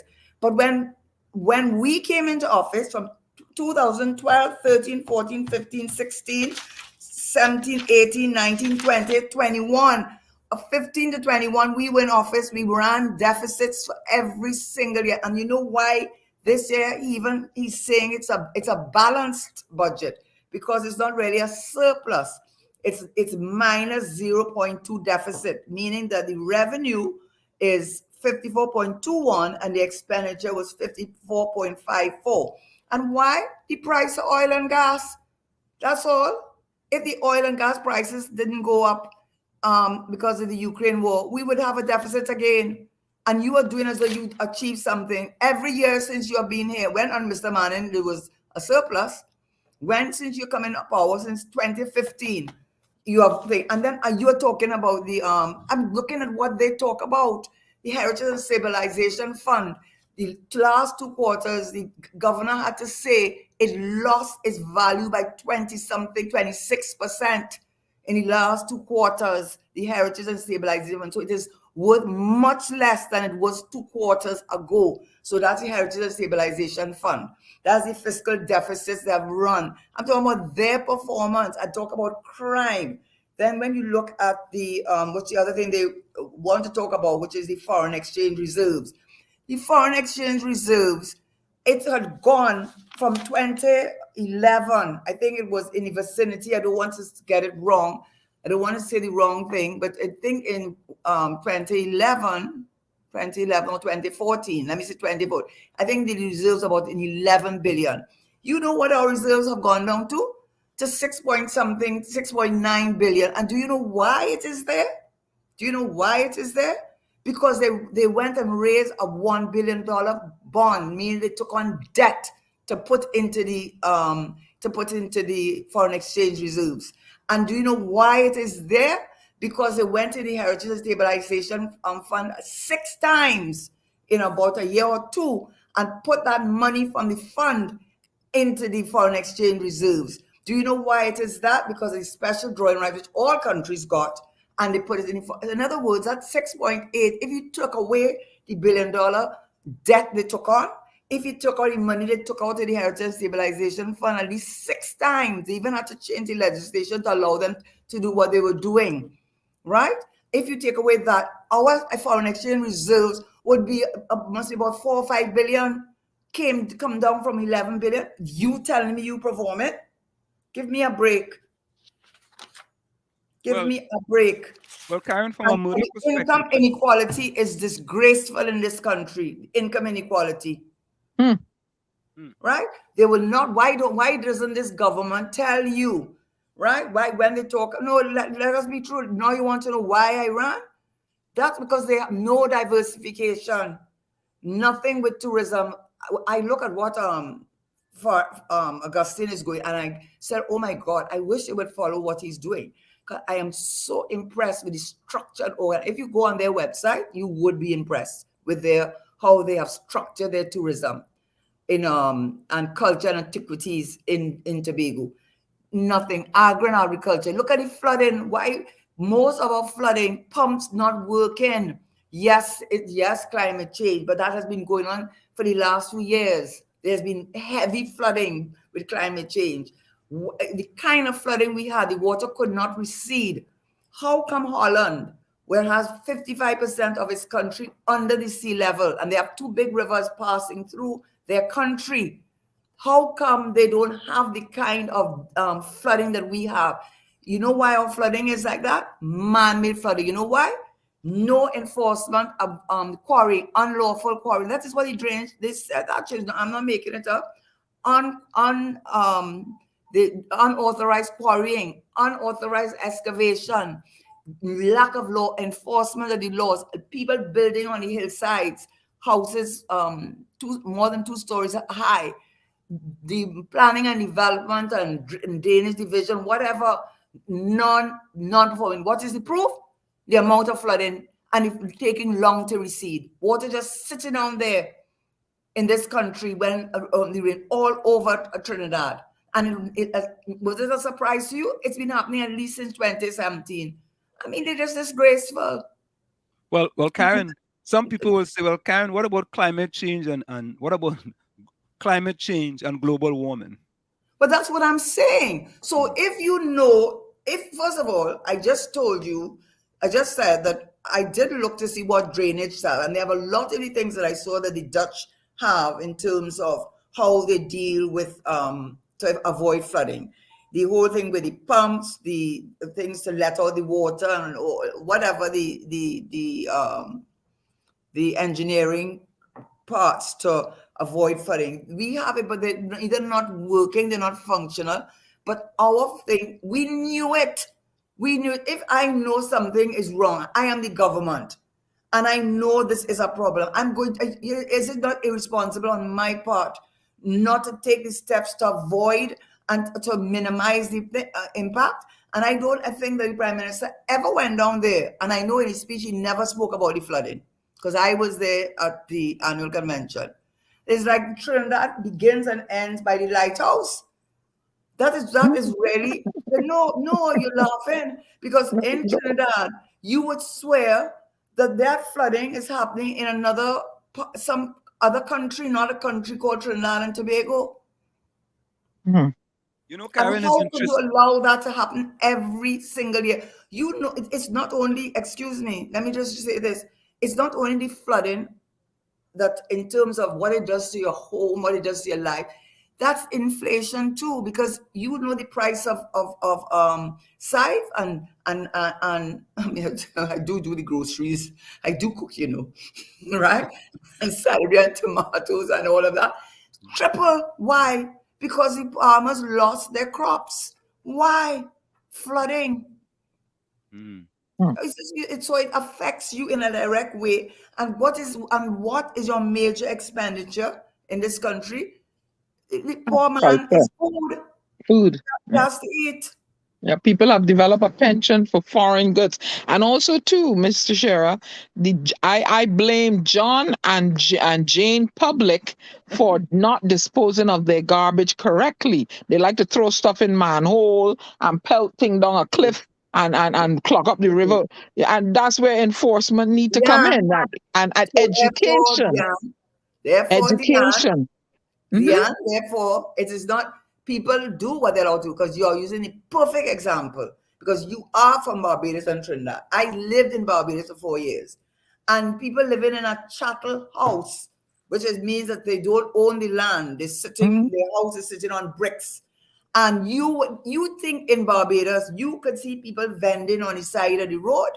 You think in Barbados, they pass around in neighborhoods and you have old truck, old car, all kind of old thing there. You think that happening in Barbados? They apart from the pride of the people, the law would enforce it. I understand a person built a house in one of the upscale neighborhoods in Barbados. One year very upscale, and he had a beautiful home, but he decided he wanted to build his own home, and he broke it down, built his house. You know, the Barbadian authorities came and broke it right down. Yeah, they don't play. They don't play. You want to do that? I bet you they do that once or twice in Trinidad. I bet you people stop the nonsense. Well, that's if the Ministry of Planning has the testicular fortitude in order for them to start enforcing the laws. You know, but Karen, I wanted to say this before you go for a quick break, right? In this country, right, if we know a snowstorm is going to be coming, right, what they do is they put the trucks out on the highway 3 hours before the snowstorm come. 3 hours, 4 hours, all across the country. You could see them lining up with their salt and thing ready. As soon as that snow start to fall, them trucks already working and running. By the time the morning when the snow is finished, there's absolutely almost no snow on the road for people to go to work. In Trinidad, it seems to be the opposite. They wait till the rain come, or they lock the gate after the horse bolted. Yeah, correct. And then they wait and they say, boy, if I did only know what so much a rain would have fall, we would have do this. But you know what's the difference there? You know the difference in America, apart from the fact they do those take the steps in advance, we don't have the means and money that America has to give out the kind of money that they could give to rehabilitate New Orleans when they have these huge snowstorms. We don't have that kind of money in Trinidad. Trinidad's a tiny little country. When something like that happens, the money that you have to put just to clear it up, to come back and clear it up again and again and again and again. Why not enforce the laws? Why not prevent people from building close to the riverside? You know, there are a number of things you can do, because when it happens, it's not like in America where it happened in New Jersey. New Jersey is only one state in America. When it happened in Trinidad, it's half of this country is affecting. So Karen, stick and stay. We're going to go for a quick station identification. It's in the village with the DAT Triplets on WZYE 95.9 FM. We have with us Karen Nunez Tesheira, and we are talking everything that's going on in Trinidad and Tobago. And when we come back, we want to talk about what recently happened with CLICO, and we're also going to talk about what happened in Tobago with the THA. So stick and stay. Don't go nowhere. It's in the village with the DAT Triplets on WZYE 95.9 FM. We'll be right back after this short message. You're listening to WZYE 95.9 FM. You are listening to WZYE 95.9 FM, the most influential name in Caribbean radio in the tri-state area. Broadcasting from East Orange, New Jersey, the most influential name in Caribbean radio, WZYE 95.9 FM. We are back with you. It's in the village with the DAT Triplets on WZYE 95.9 FM. We come to you every Tuesday, Thursday, and Saturday from 7 to 10 p.m. That's Tuesday, Thursday, and Saturday from 7 to 10 p.m. Now, there's a statement in the chat. It says, Mrs. Karen Nunez is a woman of balance. She's spot on indeed. You are a star in your very own rights. So that's another comment right there from the chat. Now, Karen, I want to go through You are listening to WZYE LP 95.9 FM. There is another Maplewood, comment that says, Karen, once I heard you talking about voting fraud at the ballot box, I kind of felt you weren't going to win. I mean, it's another comment. Everybody told me I wasn't anyhow. They were bold. Fazir on national television, he said, he told you, you can't win. Yeah. And you say, why are you going to say that, Fazir? Why are you saying that? But Karen, we're not going to bother about that. I mean, if I wasn't, I would have loved to have won. I would not be joking. And I would have loved to, because I think you need a new leader. And I think I have had the experience, and I have a lot of, I think I have a lot to give, and I have the commitment and the drive and all that you require. But that's not how it is. It is not. It is. That's how life is. It doesn't have to go your way, does it? No, exactly. Now, Karen, just a few days ago, right, there was an editorial in the Express. I just want to read the first paragraph. It says, at over 18 billion, the January 2009 collapse of insurance company CLICO resulted in the largest bailout in TT's history. So clearly, last week news that the central bank had relinquished its control of the insurance company after 13 years and 10 months is a financial milestone for this company. But Tuesday's news conference at the central bank left many questions that were not satisfactorily answered. Among them, why did central bank choose December 1st, 2022 as the date to exist its control of CLICO? Kind of talk about that a little bit, Karen, from the perspective of, many people. I can only talk. I can't. Let me just be careful about talking about that, right? Mm-hmm. So I think one of the criticisms was, and I had the discussion with someone who I have a lot of respect for. Sometimes when I don't have the knowledge on something or the knowledge that I would like to have, I will go to someone who I respect and think. So the first thing, I think one of the things that people wondered is, if it is the MOU, which I did sign, was to say that CL Financial, which is a holding company, that CLICO, the statutory fund, they were not going to be able to make sure that the statutory fund had sufficient assets in it that qualified as assets, because not everything you could put in a statutory fund, it has to qualify in order to meet the requirements of the legislation, because that's people's annuities and pensions. So when they knew that, when they realized they couldn't have made it, they then agreed that, of course, that we signed the MOU because how big CL Financial was. We know the whole story, 51% of Republic Bank, and on and on and on. Too big to fail was the global financial crisis that was happening all over the world. So the agreement was that once CLICO was made whole, in that the statutory fund was made whole, so that the funds that should be in the statutory fund had been what should be there to meet the liabilities to the persons who had annuities, who had pensions, who had invested in the traditional portfolio of CLICO. That once they had achieved that, then CLICO would then the bank would relinquish its control over the insurance company. I heard Mr. Hillett talk. I heard just a little bit of the speech.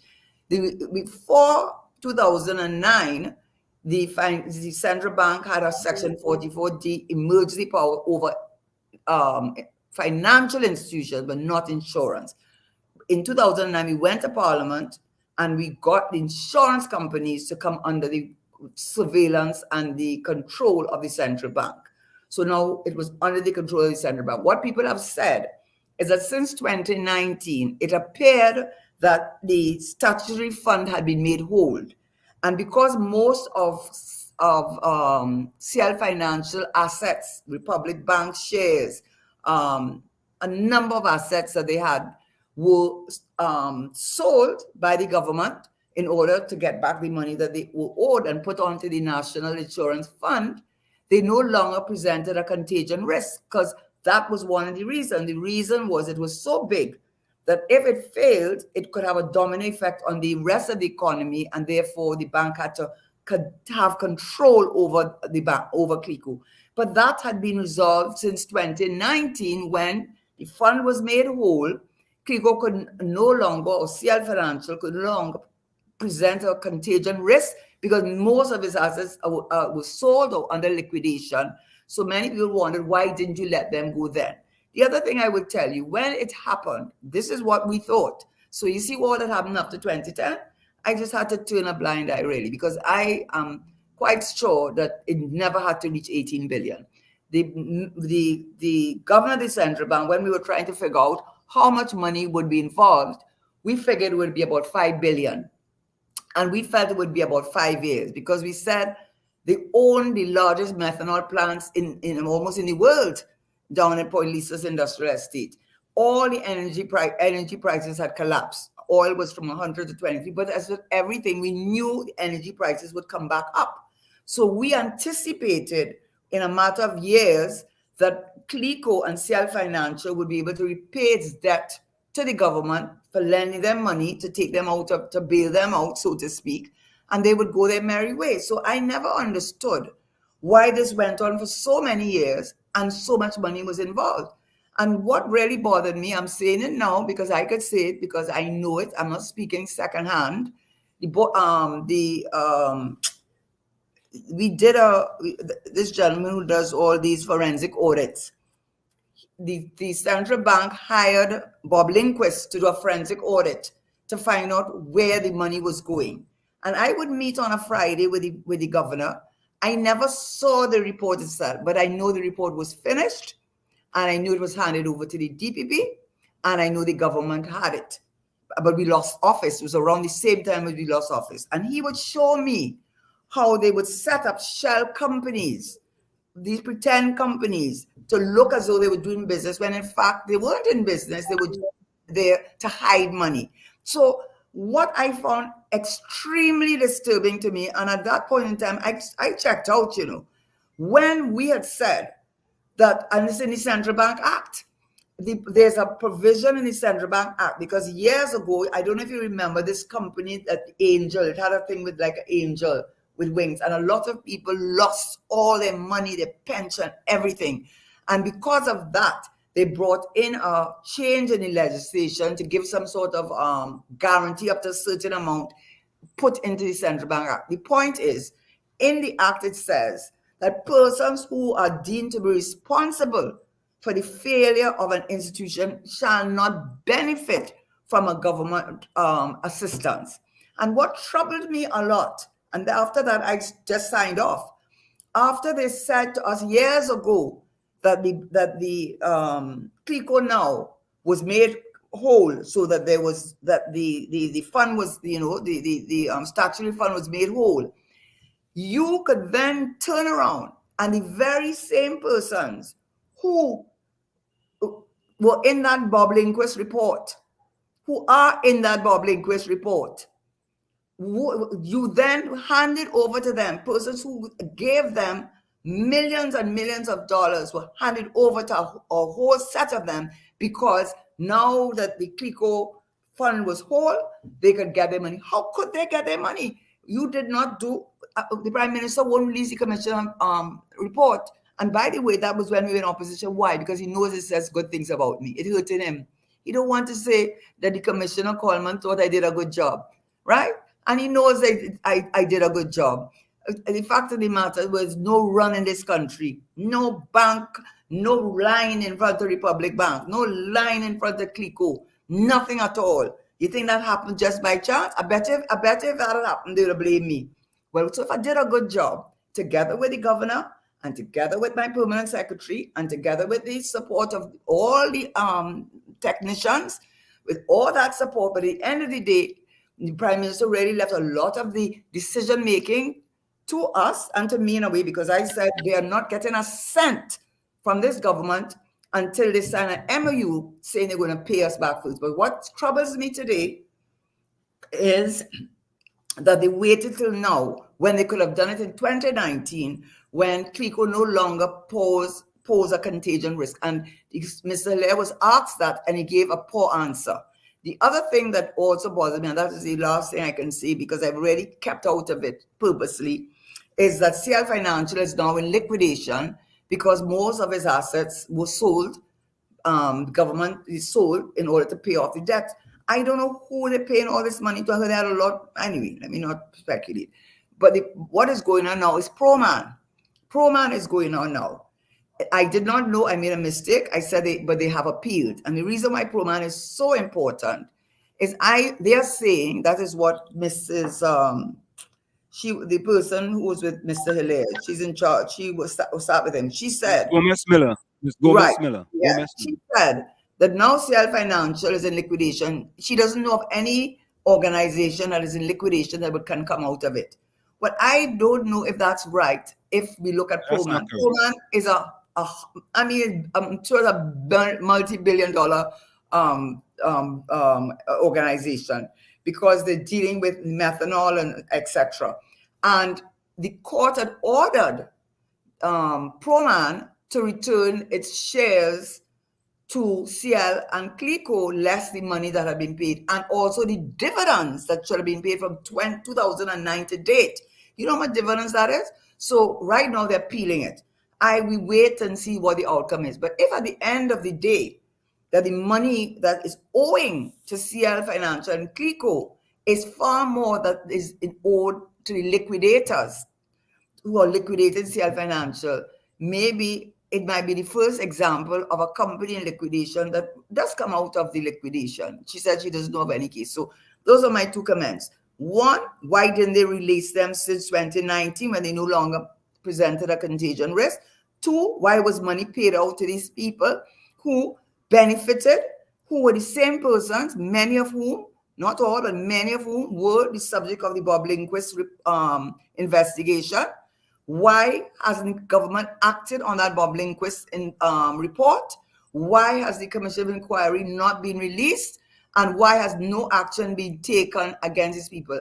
And why the governor, prime minister, keep talking about the little money I take or belong to me from a private company, can't bring one person to say, I think. Why he doesn't talk about landate and answer that question? And why doesn't he talk about how he made himself Minister of Housing for 8 months, during which time moving Minister of Housing, Minister of Housing to Tourism, took it over for 8 months, during which time he didn't, but an agreement, a framework agreement was signed, which when it came out through the Freedom of Information Act, he had to scuttle it because it was so unfair to the people of Trinidad and Tobago. And by the way, he stayed there for 8 months, and during that 8 or 9 months, that's when the framework agreement was signed with a Chinese company that the World Bank had blacklisted. And he then said he didn't know, but he had to scuttle the agreement.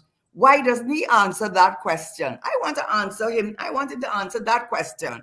I wanted to answer about the land deed. Don't talk about my money that I own, that you can't bring one person to say that I didn't take it all legally. Why don't you release the commission inquiry? Because you know why? Because it will say good things about me and the people who you're trying to protect, who I know who they are, because I was the minister then. So I must know. I must know who they are and who you're trying to protect. Why don't you release it in the interest of the country? Why don't you? Why don't you act on Bob Lindquist's report? You have the forensic audit there. But how many years have passed and you have done not one thing, but you're talking about my little bit of money that my husband left me? Huh? I have no respect. Could I respect a leadership like that? And what kind of leadership is that? Why can't you release that commission of inquiry? Because you said pre-trial publicity. This is how many years later? This is 12, 13, 14 years later. You know the reason you're not releasing it, because it will make me look good, and your friends who you're protected will get in. It will then we'll have the proof. And by the way, the last point I will make, which supports what I'm saying, is that Coleman, who was issued summon letters to have 7 people. I was not among the 7 people. You know, when you get a summon letter, you get a summon letter when the report is going to say something negative about you, and they want to give you a chance to respond. You think you just look back and see who got those summon letters. I was not one of the persons who got that summon letters. Who are you protecting? Huh? Who are you protecting? So Karen, do you think CL can come out of liquidation now that we have all these things that are happening? Do you think CL can come out of liquidation? I don't know. The Proman issue, I don't know. I can't. I mean, you know, how many years? What happened? What were they doing? Where the money went? Why did it go from 5? I mean, 5 billion may have been what can I say? May have been a conservative number. We were doing that, not knowing all that we should know. But how you reach all those billions of dollars more? How it took so many years?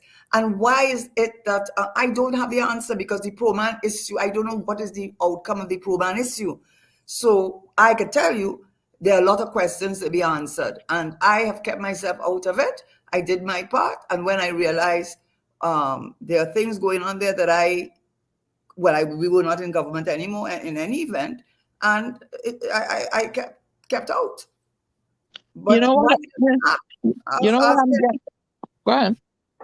No. I mean, we want to talk. Let him go on. Let him answer those questions, because the Chinese thing. Why answer that and pretend, and then say, I didn't know this, and this is it's terrible, and it's scuttling another penalty clause in it. And why you went there for 8-9 months, and then after the framework agreement signed, it's so coincidental that you gave it up. Why don't you answer that question? I find that's a better question to answer. So, Ms. Tesheira, no, you see why they don't want me around. the public don't know about all these goings on, because there's no transparency. I keep hearing it from everybody that comes into the village. I mean, can we put our foot down and say, Dr. Rowley, we want to know, anytime you're doing any deal on behalf of Trinidad and Tobago, we have a right to know, and we want to know, come before us and tell. Can the public put their foot down and say that, or it's just going to go on this way, and that's where corruption is going to, have a permanent seat at the head of any party that takes over?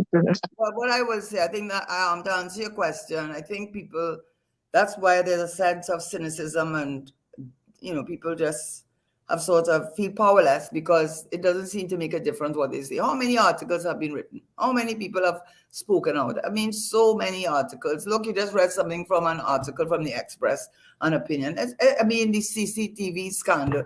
I mean, every day you hear something new, the AV drilling. How come in the AV drilling, Bash is your good friend? You couldn't say he wasn't your good friend, because I had pictures with you, and he was also a financier of your thing. You had to admit to that. How it is that when your own senior counsel, Deborah Peake, who I went to school with and came first in law school in my year, and is a national scholar, by the way, said that we should challenge the arbitration decision and go to court. Why you did not go to court when you had 2 reports from independent international companies that said that the oil that they said they were delivering was not consistent with what was not tallying up. You had independent reports, and you had your senior counsel come and say to you, listen, let's go to court. But you didn't want. Why you didn't go to court? And how does it look when you don't go to court? When AV drilling, Mr. Bash is your personal friend. You had his daughter as a senator. Then she left, and then I think after all this scandal, she retired, or maybe you asked her to leave. But she was a senator for a while, and he was a financier of your party. You don't think that's not looking right? And don't you think something is not right about that? People are just frustrated because because they do what they want. They do, but the AV drilling is a good example. People have spoken out about that, and it makes no bit of difference. Angela, your party ain't doing too good, boy. Well, the leadership.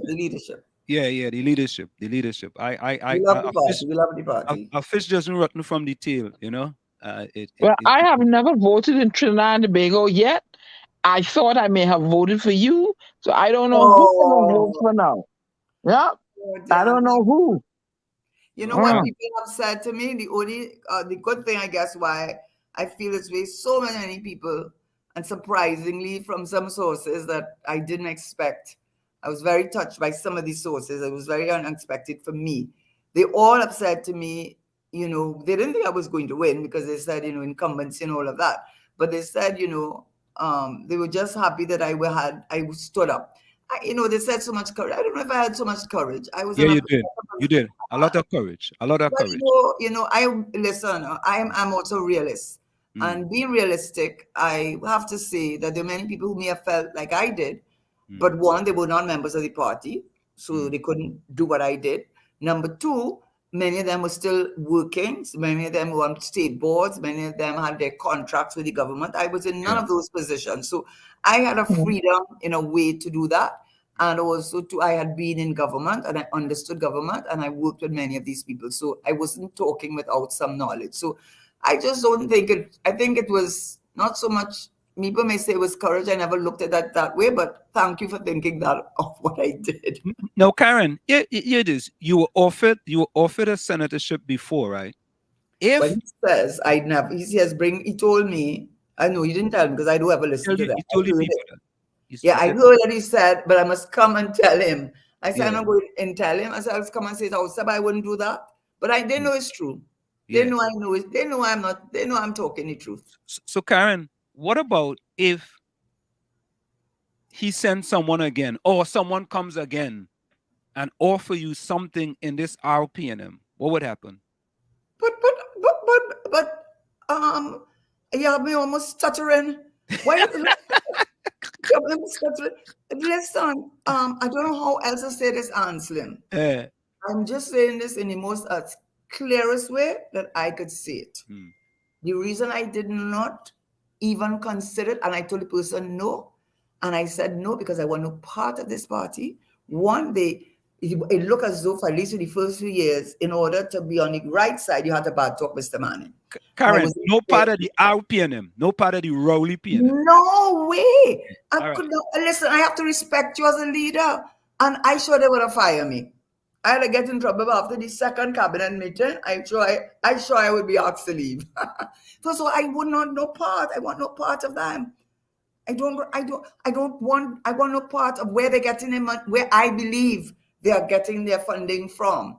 How I believe that they are running the party in a way that is not in the interest of the people, but the interest of a small minority. I want no part. I want no part of them. But you could have, if you can't beat them, you join them and you beat them from the inside. I'm not beating you. Listen, Diane, our constitution, you have to understand the power. It's not doctoral, that is a prime minister's power. A prime minister has a lot of power, He can senators, he can appoint and disappoint. With members of parliament, you can't remove them, but you could take them from cabinet and put them as backbenchers, like what was done to him. So, no. So that's why everybody's so afraid of him. But I don't know what I'm just telling you is if you're a senator, tomorrow morning, if he's not happy with you, you can't do one darn thing about it. You don't have a seat. You're not an MP. You go home. Goodbye. And sometimes I wouldn't last a day. If you're an MP and you have a cabinet appointment, you take it away from you and you become a backbencher. I wouldn't last a day with him neither. So therefore, you look at the example you gave me, Anselm, about New Jersey, in advance. If I know something in advance, why am I going to go in where I know it in advance? Why am I going where I know in advance? So Karen, let's take a boat or a plane and go over to Tobago. Yeah, that's something as important. Yeah, better yet, you can swim, Did he really swim? No, he didn't swim. He swim about a half mile and then a boat pick him up. No, I don't believe true. So Karen, let's go over to Tobago and see what happened. Yes. We had 13 individuals, former members of the PDP, resigned and are now independent. And there are some who are saying that the THA chief, Fali Chavez Augustine, needs to call a new election. And there are people, for example, Charles, who are saying that based on the THA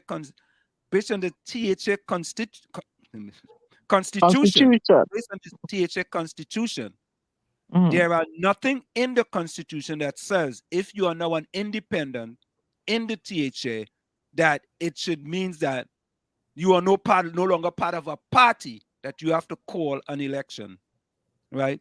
So talk to us a little bit from your perspective and what do you see going forward as far as what's happening here in Tobago?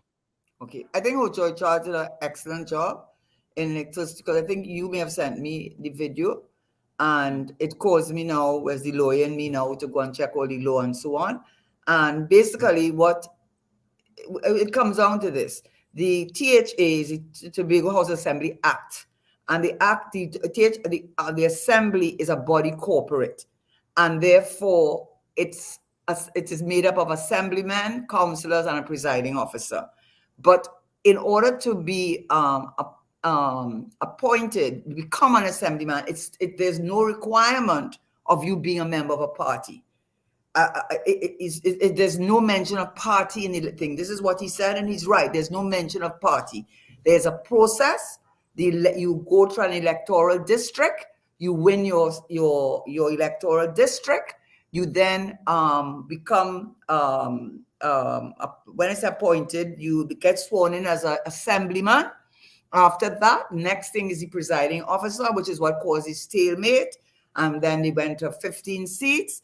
And they needed that because you couldn't move any further, because without a presiding officer, an agreement to who would be presiding officer, you could not appoint a chief secretary. And the chief secretary really is the head of the executive council that runs the affairs of Tobago and is responsible for appointing, the different divisions in their fifth schedule, Ministry of Tourism, Ministry of Forestry, Ministry of whatever.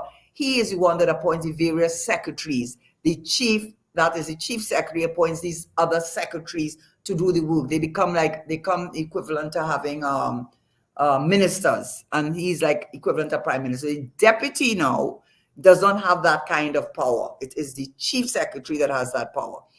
And so when they had this new election, and it came out 14-1. It was done under the auspices of the People's, what is the name of the party? PDP. But PDP, right? That is Watson Duke's party. Now, my point of view, I am no lover of Watson Duke. I'm just looking at it. They say in politics, it has a morality of its own. Everything is fair in love and war. So if I use that as my background to what I'm saying, I suppose what Fali, Augustine, and the other assemblymen have done, they could say, well, there's nothing to stop us from being independent, because unlike Trinidad, under the Constitution, in our legislation, it says who becomes the prime minister is the person who is the leader of the party. It used the word party, who has the greatest support of the members of his party. So it is party driven. Not only that, as Ho-Choi Charles, give him all credit. Karen is not saying she said it. He said it, but I read it, and he's absolutely right. In Trinidad, under our system, legislative, executive, judicial system, under our constitutional arrangement, under Section 49A, if you want to, a party, the party leader can have a member expelled for whatever reason from the party. Once they are expelled from the party because they got there because they were a party member, that is how they got into the House of Representatives, then the seat becomes vacant and you have to call a by-election. So it is directly the party. In Tobago, the legislation talks about the vacating of a seat. A seat becomes vacant if the person dies, if they resign, if they do not attend, if they're out of the country for more than 90 days without the approval of the assembly, if they make 3 consecutive meetings, if whatever are the requirements to qualify to be an assemblyman, you are no longer, you're mentally ill or whatever the things that they sit down, or you become insolvent or whatever. But there's no mention at all about a party. That is how the vacancy arises. And once the vacancy arises like that, then a by-election is held. So what they are saying is that, strictly speaking, although they came under the PDP and that party, there's nothing in the THA, the act, that says that they have to vacate their position because they don't support the party, or they have left the party, because they all resigned from the party. Now, what I think happened, and I think Hojo Charles, and I've read other articles, and I think it's probably correct. I think what happened with Mr. Duke is that when he had the issue with the PSA, still being the head of PSA, and then being a member of the Registration Certification Board of the Industrial Court, for which he was being remunerated, that was a conflict of interest as being that and being the chief secretary and being the head of a political party. So he had to make a decision. So he gave up the position of chief secretary and gave it to Farley. And he took deputy, but the deputy, if you read the legislation, the person with all the power is our chief secretary. Yep. That is the one with the power.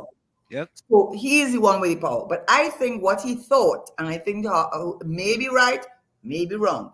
I think what he thought, he said, okay, I'll give it to him. But within a year, he couldn't move a no confidence. Remember, he's talking about a no confidence motion. Yeah, that died quickly. You know why? Because he would have gotten beaten, because all the people who were assemblymen were elected by the chief secretary, who was Farley Augustine. So if they didn't move the no confidence motion, he would have lost. So that's why you forget that story, right? And then he resigned as deputy chief deputy right, chief. he resigned.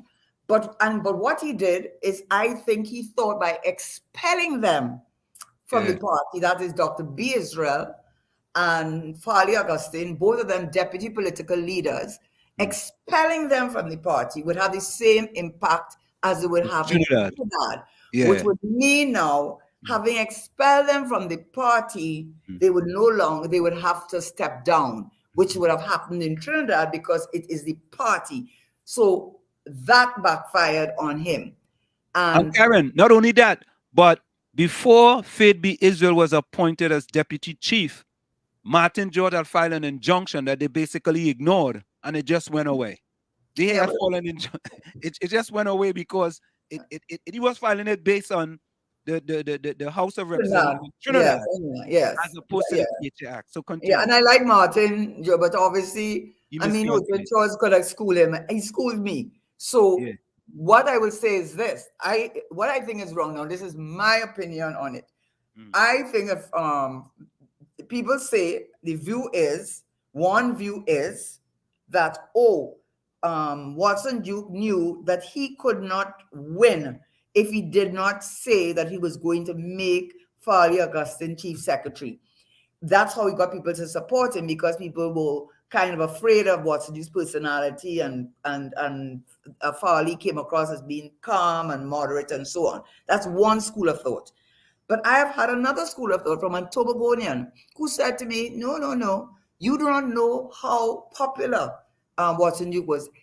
They told me from Bell Gardens to Charlottesville, which is not his area, how many roofs he fixed, how many people he took his own money and helped people. So he's far more popular than people think that he is. So that what I will say is this: I do think, this is what I do think.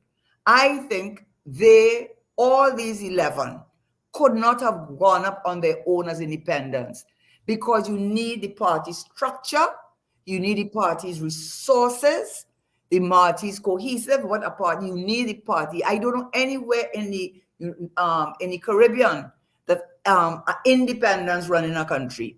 Even in the big countries, what we call big countries, you might have independents, but they aren't running the country. They might be independents, but they're 3 and 4, but they're certainly not running the country. So I don't know of any situation where you have 11 independents running a country effectively. And how it came about, in my respectful opinion, was not right.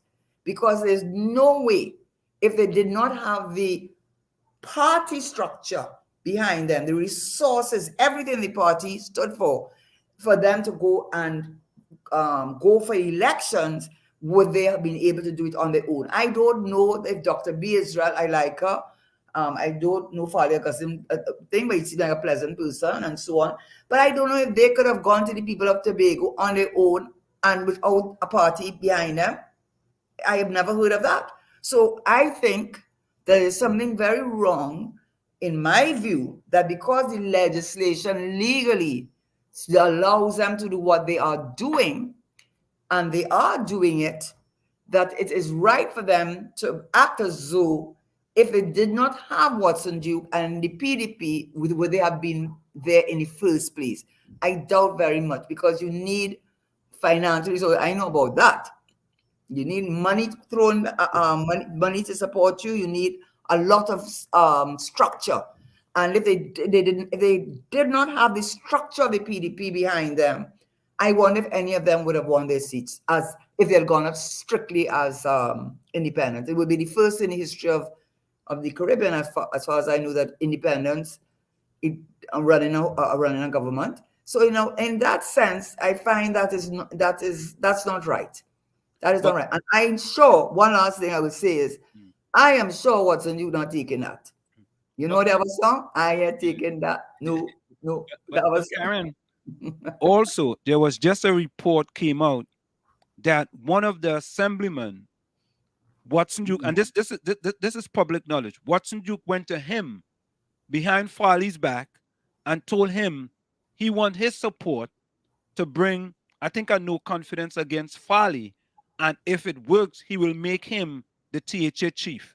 He just well, that's politics. He just make that. He went behind his back. So you go and come in front of him and tell him. But what we are saying is that behind his back. But it's less than a year. It's less than a year, and already Watson Duke is trying to mash up the whole thing. Less than a year. How about this? How about this? How about without Watson Duke, there'd be no PDP. I don't like him, I agree with that. No, I agree with that. Right. And without the PDP, there'd be no Farley Augustine or Dr. B. Israel.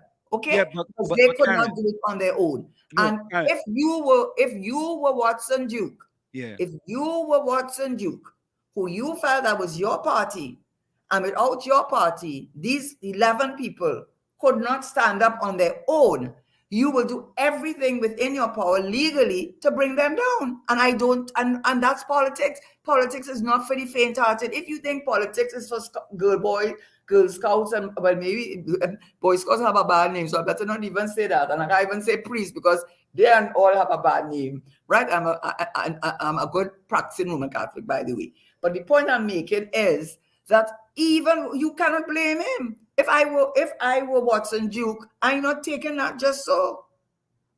I'm not taking that just so at all. So you are saying by any means necessary? No, any legal means, because they did that to him. Okay. They did that to him, and I know that it was I know that whole thing about the Roxborough folk performing thing was just a ruse. He wanted to create a reason. Okay, but that's what politicians do. But that's what politicians do. That's what they do. If you don't want to be in politics, if you don't want to be don't go in that kitchen. Do not go in that kitchen. I am not saying that what Watson Duke is doing is right. I do not care for the gentleman. I don't like his manner. It's very much reminiscent of how Dr. Rowley conducts himself. I think Farley Augustine has done a fantastic job. I was looking at what he had done and his plans. He was saying that he wanted that the 4% that they give Tobago, that he wants to reach a point, because most of it goes to THA staff. He wants to reach a point where their 20% of their revenue is coming from what they are able to create for Tobago. When I went on the website and looked at because their area tourism is their bread and butter.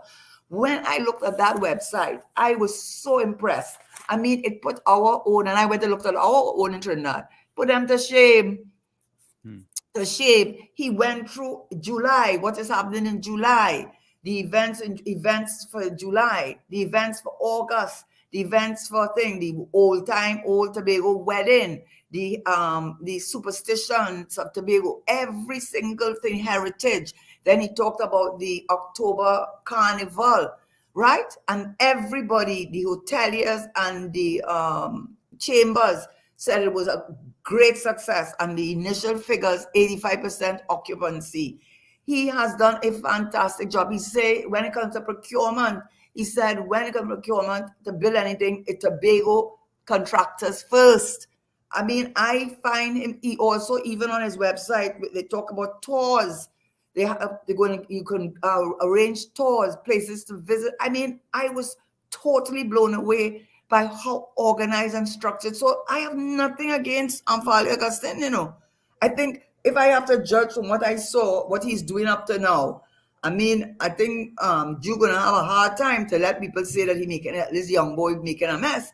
Because from what I could see, even if he makes some missteps, I think all in all, he has the right way of thinking and he's very progressive. He wants to make sure that Tobago no longer, people have to hear, Tobago has to hear all the time that they're the stepchild of Trinidad and Trinidad minding them. He wants to get rid of that situation. He wants to have a situation where the construction companies are their construction companies that are given first thing. I mean, I am just totally impressed with him. So don't think I'm against him, you know. But how it happened? But Karen, do you think that the PDP now are going to end up in a political cemetery like COP, ILP, and NAR? Well, the PDP, but you remember with all of them, before they ended up in the cemetery, they were successful, right? Well, Remember PDP has been successful. ULF and ONR came together to form NAR. So what I would say, Watson Duke did not stay as PSA president because I cannot recall it now, but he's not easy. Okay, he's not easy. Whatever he did, he was able to have things work out in such a way that he stayed there for much longer than he should have stayed. But I can't remember the details now. I can't remember the details now. So I do not. If I were Watson Duke, and his personality that I think he has, and his determination and being head of PSA, thousands and thousands of workers in Trinidad and Tobago, and I form a party, and I put my blood, sweat, and tears into that party, and I put that structure in the party, and I feel he had no intention, whether Fari Augustine knew it or not, but he had no intention of leaving him there as chief secretary, because the chief secretary has the power. Now, whether that was known or it's hidden, Fari Augustine would not be, I would be hard pressed to think that Fari Augustine wouldn't think that Watson Duke had a full intention of taking over as chief secretary. What happens, I cannot tell at this point in time. It's early days, but I don't think the way that it has panned out, it does not reflect well on them. But then, you know, that's politics, I guess. But so do you think they're gonna make backup? No, making backup. They can't. It's two-man rat. You can't have that, you know. You can only have one leader. You see, if it's a position where you have vice president of marketing and vice president of HR and 4 or 5 vice presidents, sure. But when it only have one, it can only be one leader. That is it, you have only one leader. And when you look at the THA legislation, when you look at that legislation, and you see, well, I read it through and through over and over and over again. And when I read it over and over again, the vacancy thing is section 19 of the THA Act. When I read over and over again, I realized the chief is the boss man, because he is the 5th schedule. They have power over there to make all the decisions in the government of Tobago, except foreign affairs, national security, immigration, the president, the public service, ombudsman, and something else. But everything else is to deal with. Is like he is the prime minister. Miss Karen, I have a question. There are populations around the world, countries around the world with similar count as Tobago. Why can't they? Why give them autonomy and let Let them run. They don't want to give them autonomy because, listen, did I not say to you at the beginning that Yes, when ma'am. I went to the Yes, ma'am. I'm listening. wait, no. When I went to the convention, but I didn't say this. I wasn't. I'm going to be more bold in what I'm saying. I thought I was in Africa. Why did I say that? Because at least 90% of the people there were of Afro-Trinidad. Nothing wrong with that, but that's on a party of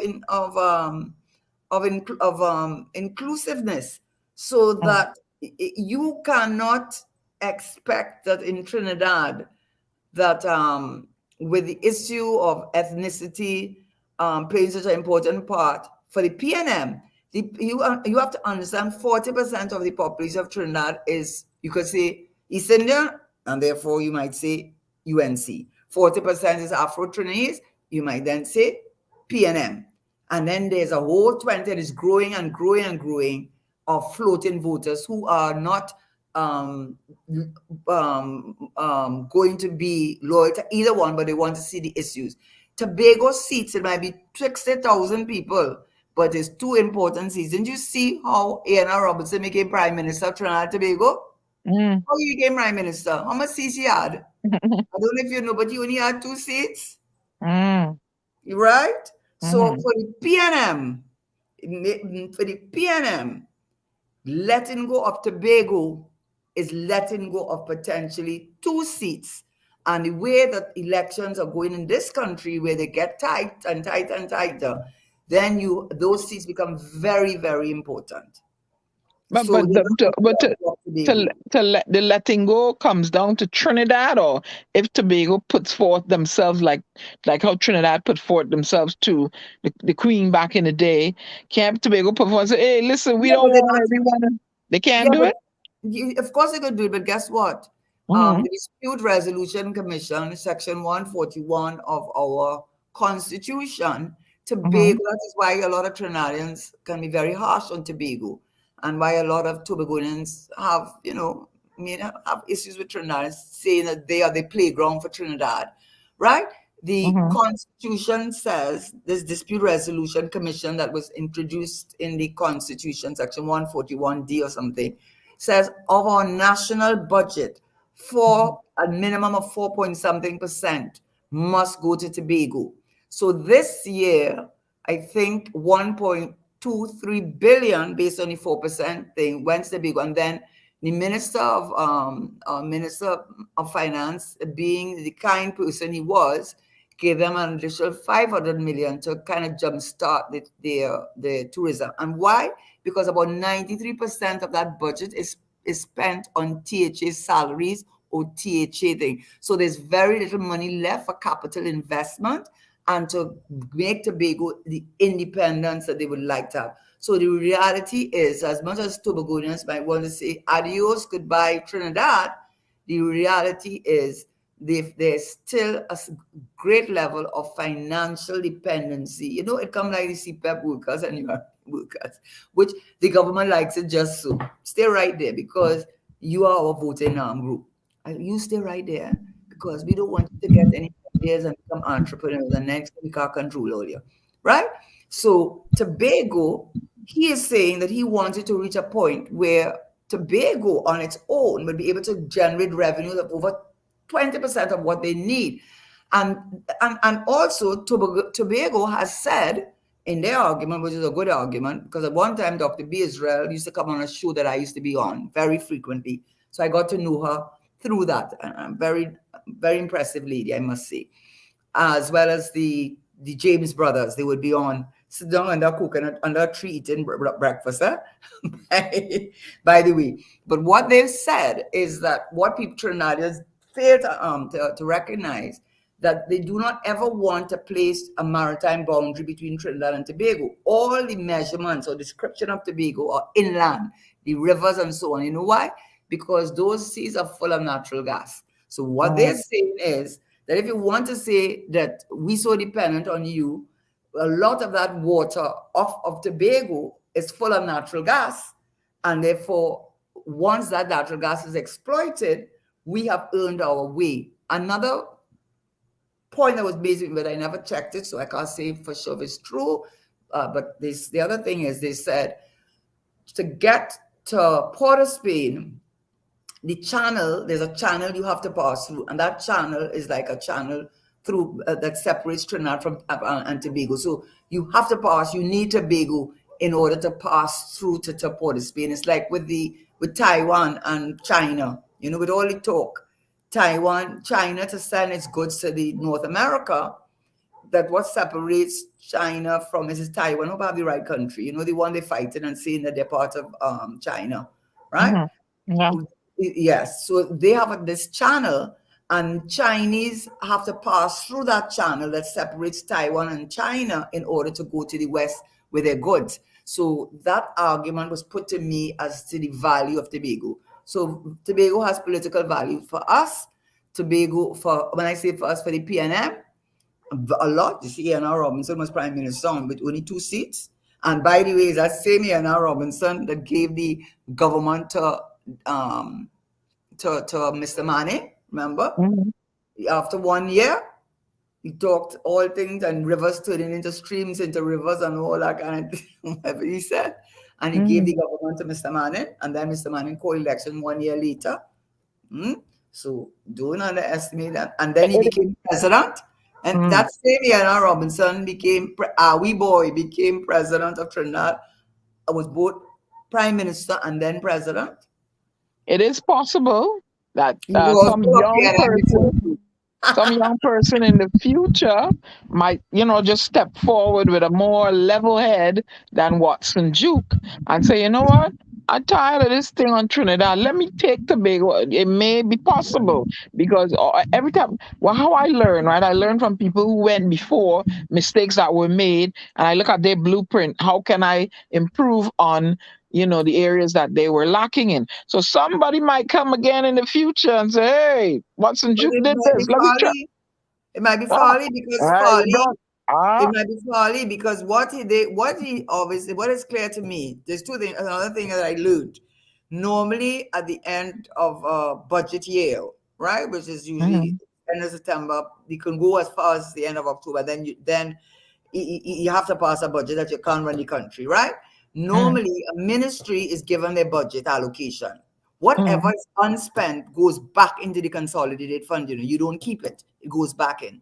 But with Tobago, whatever is unspent does not return to the consolidated fund, but they're allowed to invest it in capital investment. And I get the impression that Farley Augustine and Faith and the assemblymen there are trying their level best to make Tobago as independent financially of Trinidad so that they can talk the autonomy at a point at which they are not able to do right now. But that seems to be their objective.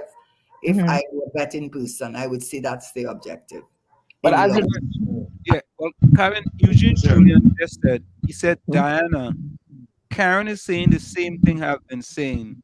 Tobago is not in a position to stand on its own. Is that what you're saying, Karen? As yet. Okay. Listen, I like how you ended it. Yes. No. Let me just be clear. Remember, I mentioned the natural gas. They do not have maritime boundaries between Trinidad and Tobago. They only did internal. And that is what Dr. B. Israel told me. That's how I know that. He said they don't want to do that because the waters, if you put the maritime line, they have a lot of natural gas deposit in their waters, which is worth something. That's one passage, but that might be such a big point. But they are really pushing it tourism. And if they keep pushing it as they're pushing it, there's only 60,000 people living in Tobago, When they keep pushing it as they're pushing it, and they're successful as they're successful, they might reach a point where they will not need to be Trinidad, and Trinidad might be begging them to take something from them. Thank you. And if you gave me $1 million to go to Trinidad and 5 to go to Tobago, I go in Tobago. I don't know, but listen, a day in politics is a lifetime, and I am pretty certain that Farley Augustine, they won the autonomy for Tobago. Yes.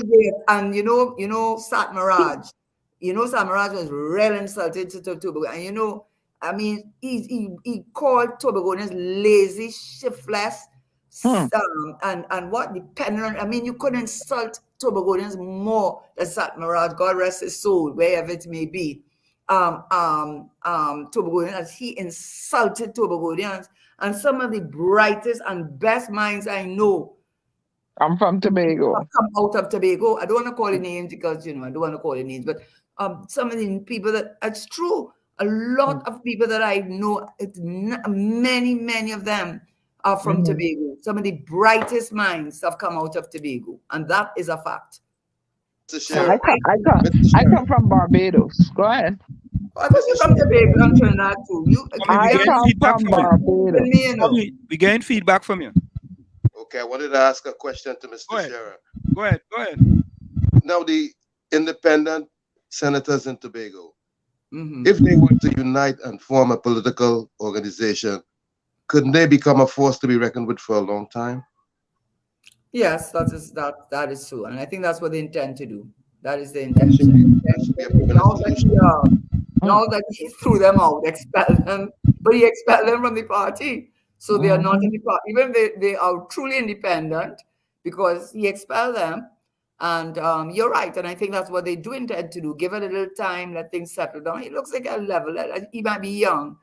He might be young, but he looks like he's not stupid. I mean, he looks mature and level-headed. And, so I think that's what they intend to do, yes.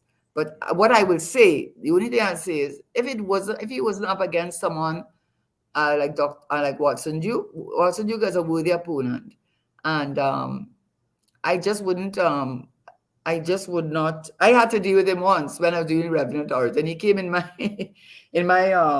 when I was Minister of Finance. Remember the Revenue Authority? So that was Customs and Board of Inland Revenue. And he came in my conference room with his whole comrades, the whole room full of comrades.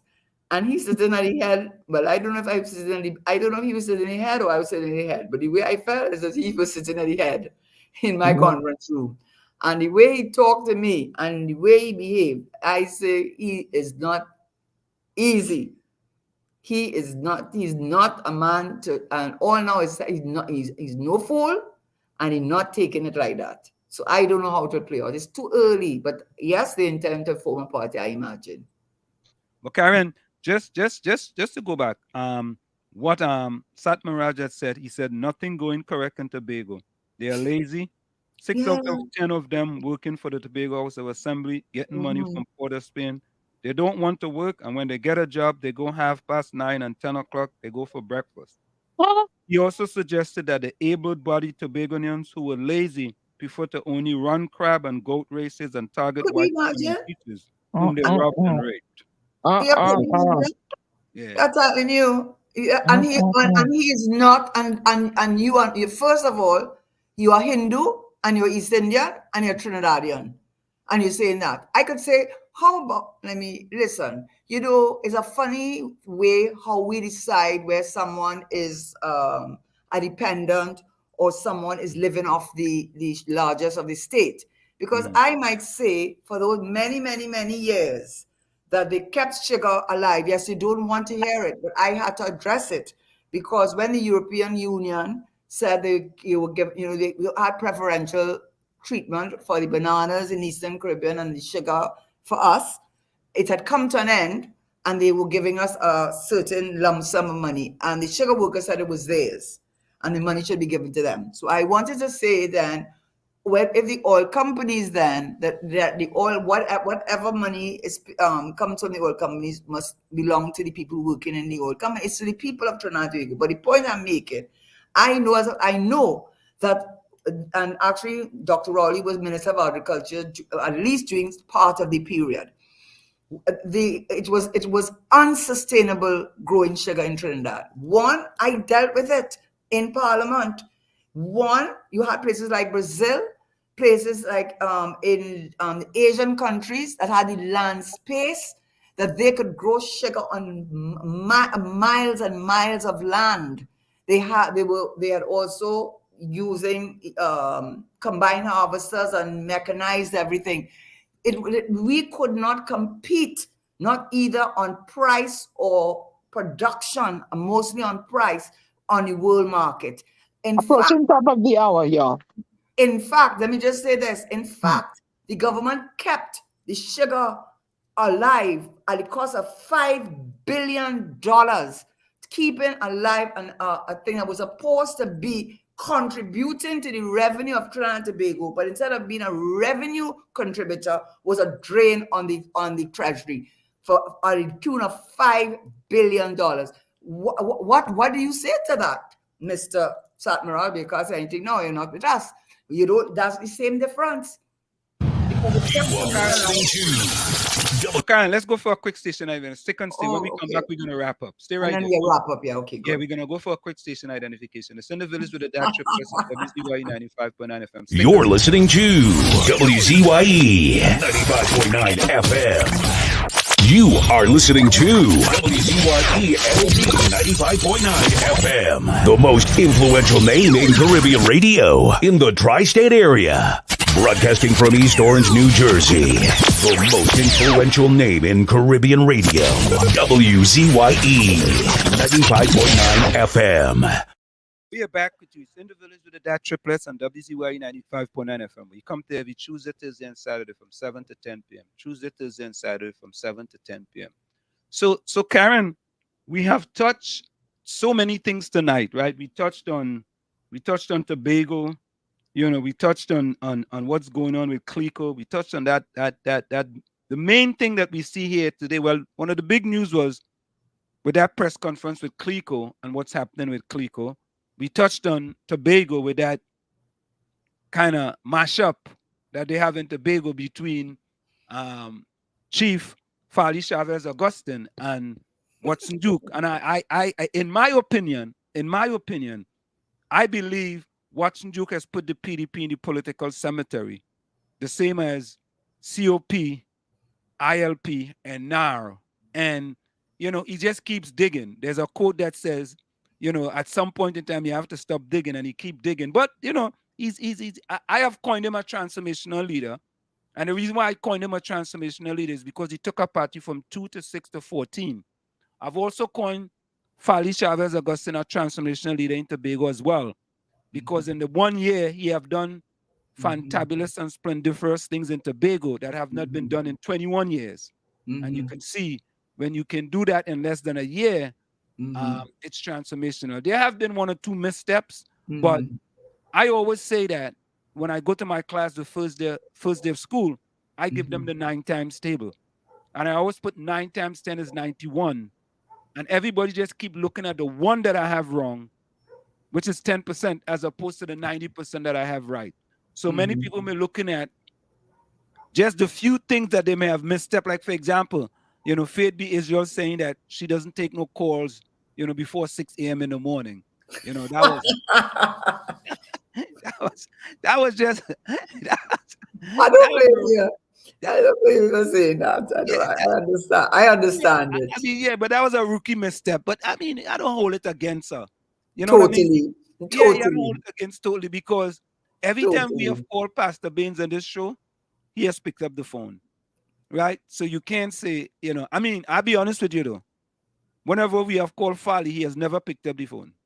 I'll be honest with you, right, Diana? But I tried to call him after, but I never interviewed him before. But I did try, and I think I went on a Tobago show and I started trying to get, so the thing is, they have to be careful about that. You have to be careful that people that you looked for support when you were trying to climb the tree or when you're trying to get up that ladder, yes, that you have to be very careful that those people look on to see how you behave when you reach where you think you want to. You have to be careful. So it's a lesson to all people. And I'm sure Dr. B. Israel is going to take your call at 6 tomorrow. Yeah. Listen, we called her the other day, right? Just to check. We called her the other day. She didn't pick up the phone, but she sent a message. Wanted to know what it was about. So I mean, I'm not gonna hit her over the head for that. You know. Well, that's unfortunate. No, because it's not really about her. It's about when people they want to reach where they reach. Oh yes, you're the most wonderful person. Call me anytime. I'm not saying her. I'm saying that's human nature. And then the real test of who you are is when you reach there, because you can't. Now these are the people who helped you to reach there. Even if you can't talk, I think. Well, I don't know exactly what happened I wasn't part. I didn't hear the 6 o'clock call or getting message, but it's not a good look. It's not a good look.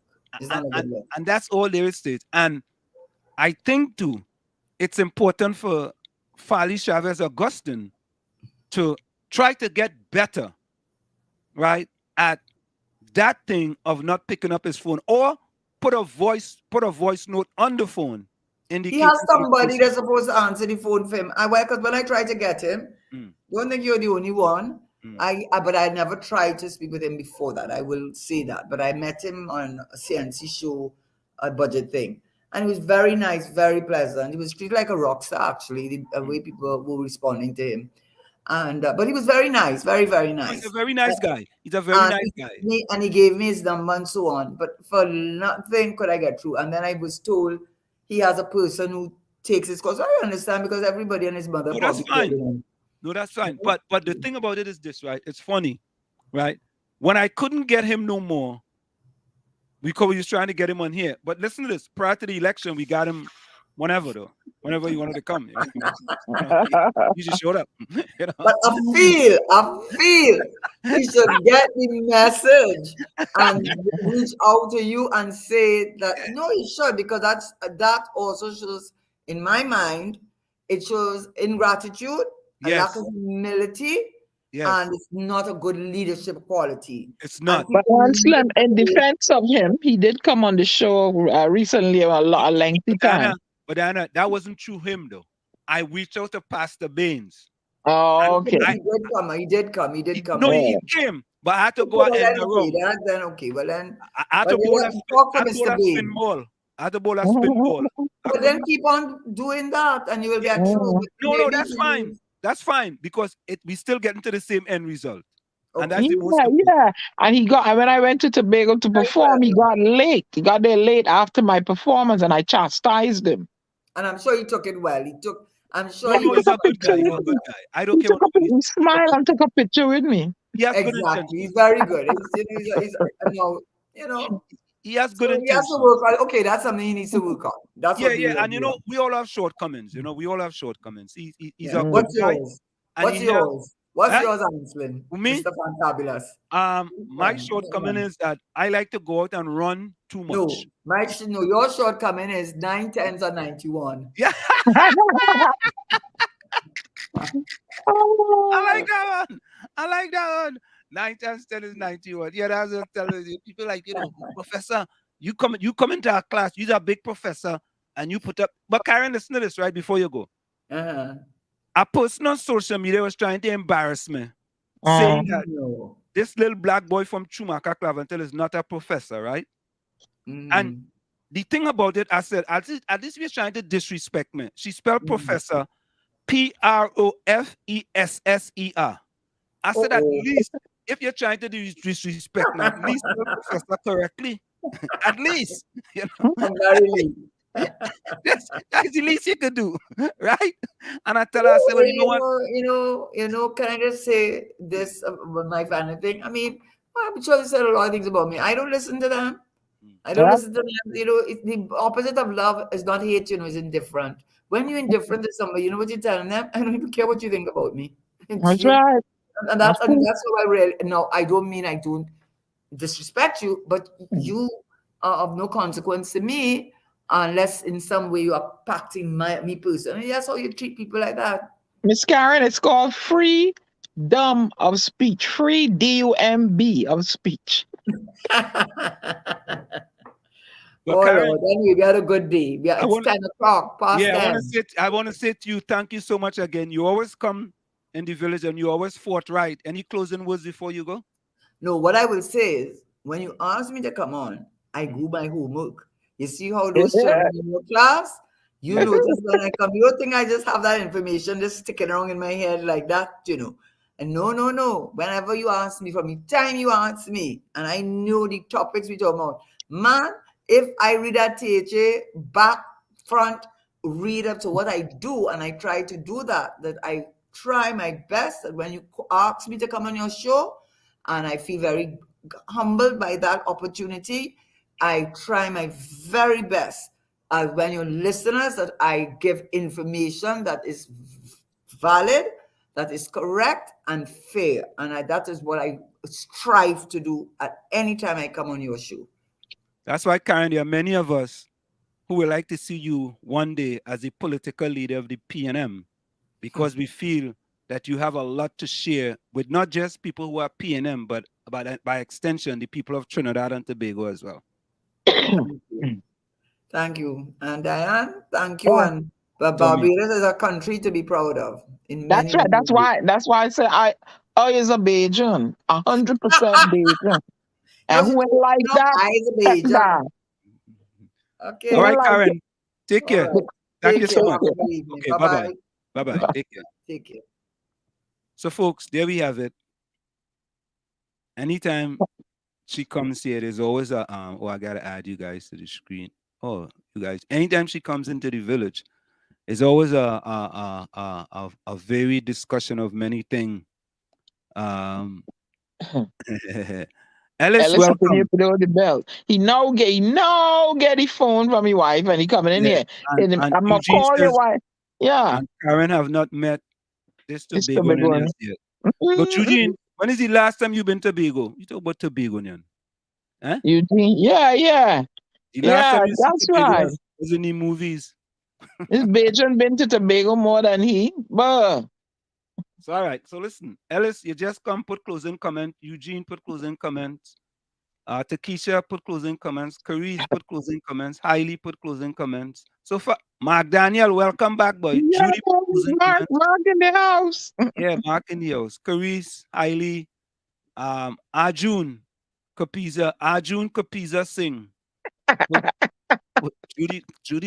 Judy put closing comments. Albert Montano. Yeah. You know, I think what we got tonight, Karen was able to answer a lot of the questions regarding, what she's gonna do next. Mm-hmm. Is she gonna go to our next party? I mean, what's going on with the Clico situation? What's going on with the Tobago situation? So the most important thing to know that she ain't going nowhere. She ain't picking up her marbles and going. She didn't come to run for political leader and think about it there, Diana and Tommy. Some people have said that it was a whitewash. She get whitewash. She not taking it that way. She said, I lost. Yes, I lost. And the same thing I just tell people, I never forget this. I went to Finland in 2009. And I always run in the World Championships. I always win the 800 and the 1500. And for the first time, right, a guy from Denmark defeated me in the 800. And everybody was asking the question, Libon, what happened? How come you lose? I said, boss, on this day, the guy was better than me. That's it. He was better than me. Wait, you want to make excuses? They said, that is it? I said, yeah, that is it. When you went there, were they looking at you kind of funny? Well, I mean, I was the defending champion. No. I mean, when guy went there and they were looking at me kind of funny, the area I was in. One little girl passed a hand on my skin to see the color would rub off. Oh, no. Yeah, I didn't. We didn't experience that. We didn't experience that. But it's like, I lost for the first time. And people was like looking for me to make excuses as to why I lost. And I said, I don't have no excuse. I got beat. And it's what Karen is saying. Listen, I wanted to win. I didn't win. But life goes on. The guy was faster than you. End of the story. Yeah. The man get more votes. If he get more votes, he get more votes. Wait a minute. Yeah. So that's the story, folks. I mean, we welcome back Tommy to the program. And we continue to wish him all the best. And my closing quote says, the most beautiful people we have known are those who have known defeat, known suffering, known struggle, known loss, and have found their way out of the depths. These persons have an appreciation, a sensitivity, and an understanding of life that fills them with compassion, gentleness, and a deep love and concern. Beautiful people do not just happen. And that's for you, Tommy. For me, I said, this is it. The clock on the wall said, that's all. I like to stay, but I've got to go. Remember, hard work beats talent. When talent does not work hard, for every 60 seconds of anger, you lose 1 minute of happiness. Go ahead, Anna. I just want to end with a quote. Courage is not having the strength. Courage is not having the strength to go on. It is going on when you don't have the strength. Diana Benskin, your poet and global ambassador, bidding you auf Wiedersehen till we meet again. Good night, Ellis. Highly behave all yourself. All right. Go ahead, Tommy. Yes, indeed. I want to thank everybody for your good wishes again. And my quote tonight is by Lujos. It says, it's not the load that breaks you down, it's how you carry it. And I've learned that over these last few months very well. Thank you very much for all the assistance, love, and care that I've received from everyone. Good night. Thank you so much. Albert, put closing comments in the chat. And we know your wife took your phone for a little bit, but that's all right. You get it back. Yeah, so Ellis says,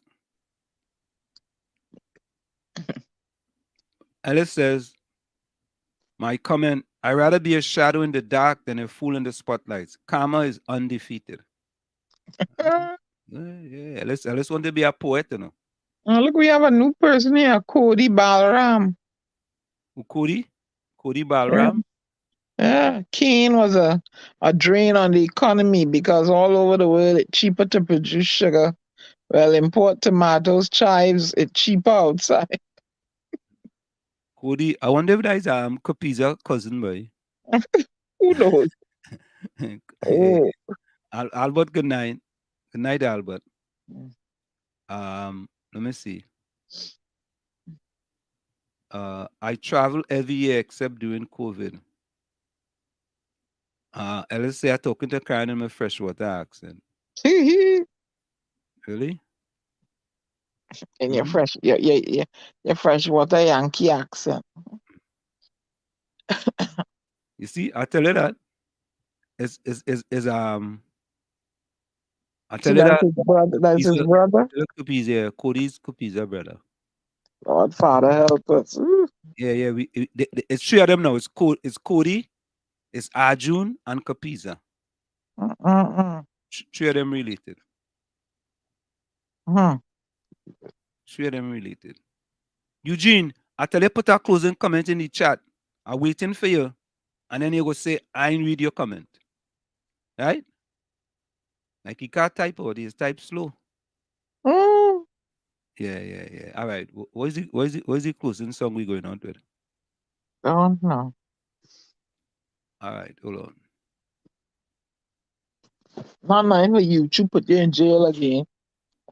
Nah, no, they don't put me in jail for song. That's been in jail for they say I share some medical misinformation. Oh boy. Months ago. All right. We go out with Kenny J. All right, folks. See everyone. Good night. I want all of you to stay inside for the Christmas. Stay inside. See you.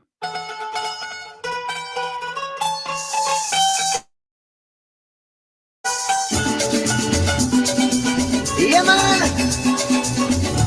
Never I'm coming through. It's Kenny. Put the dog. I went by it.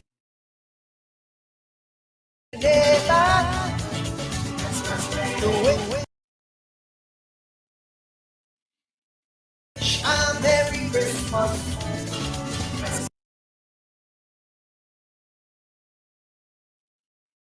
I didn't go to stay long.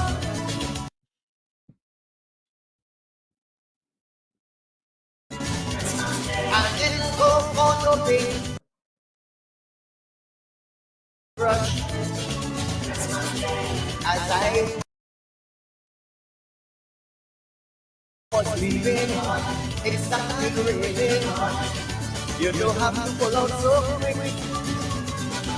Just stay at shelter.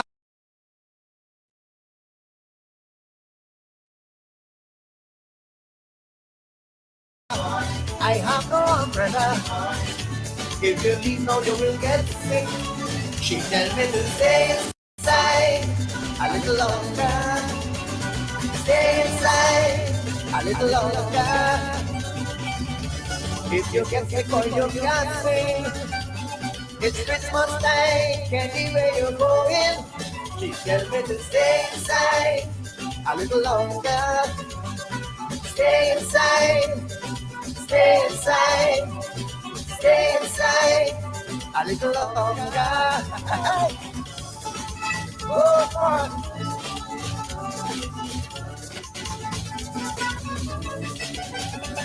The sky's overcast now. The breeze started blowing strong. Lightning and thunder. It looking like a freak storm. She dropped back the curtain and opened the window, because inside was feeling warm. Fruitcake and apple, she put on the table and started singing this song. I want you to stay inside a little longer. Stay inside a little longer. If you get sick or you can't sing, it's Christmas time, anywhere you're going. She tell me to stay inside a little longer. Stay inside, stay inside, stay inside a little longer.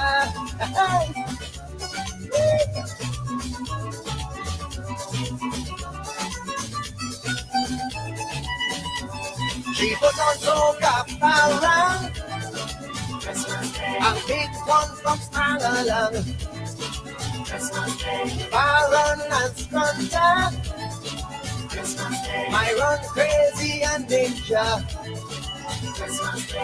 While the music playing, you could get you end up falling, enough to tickle your brain.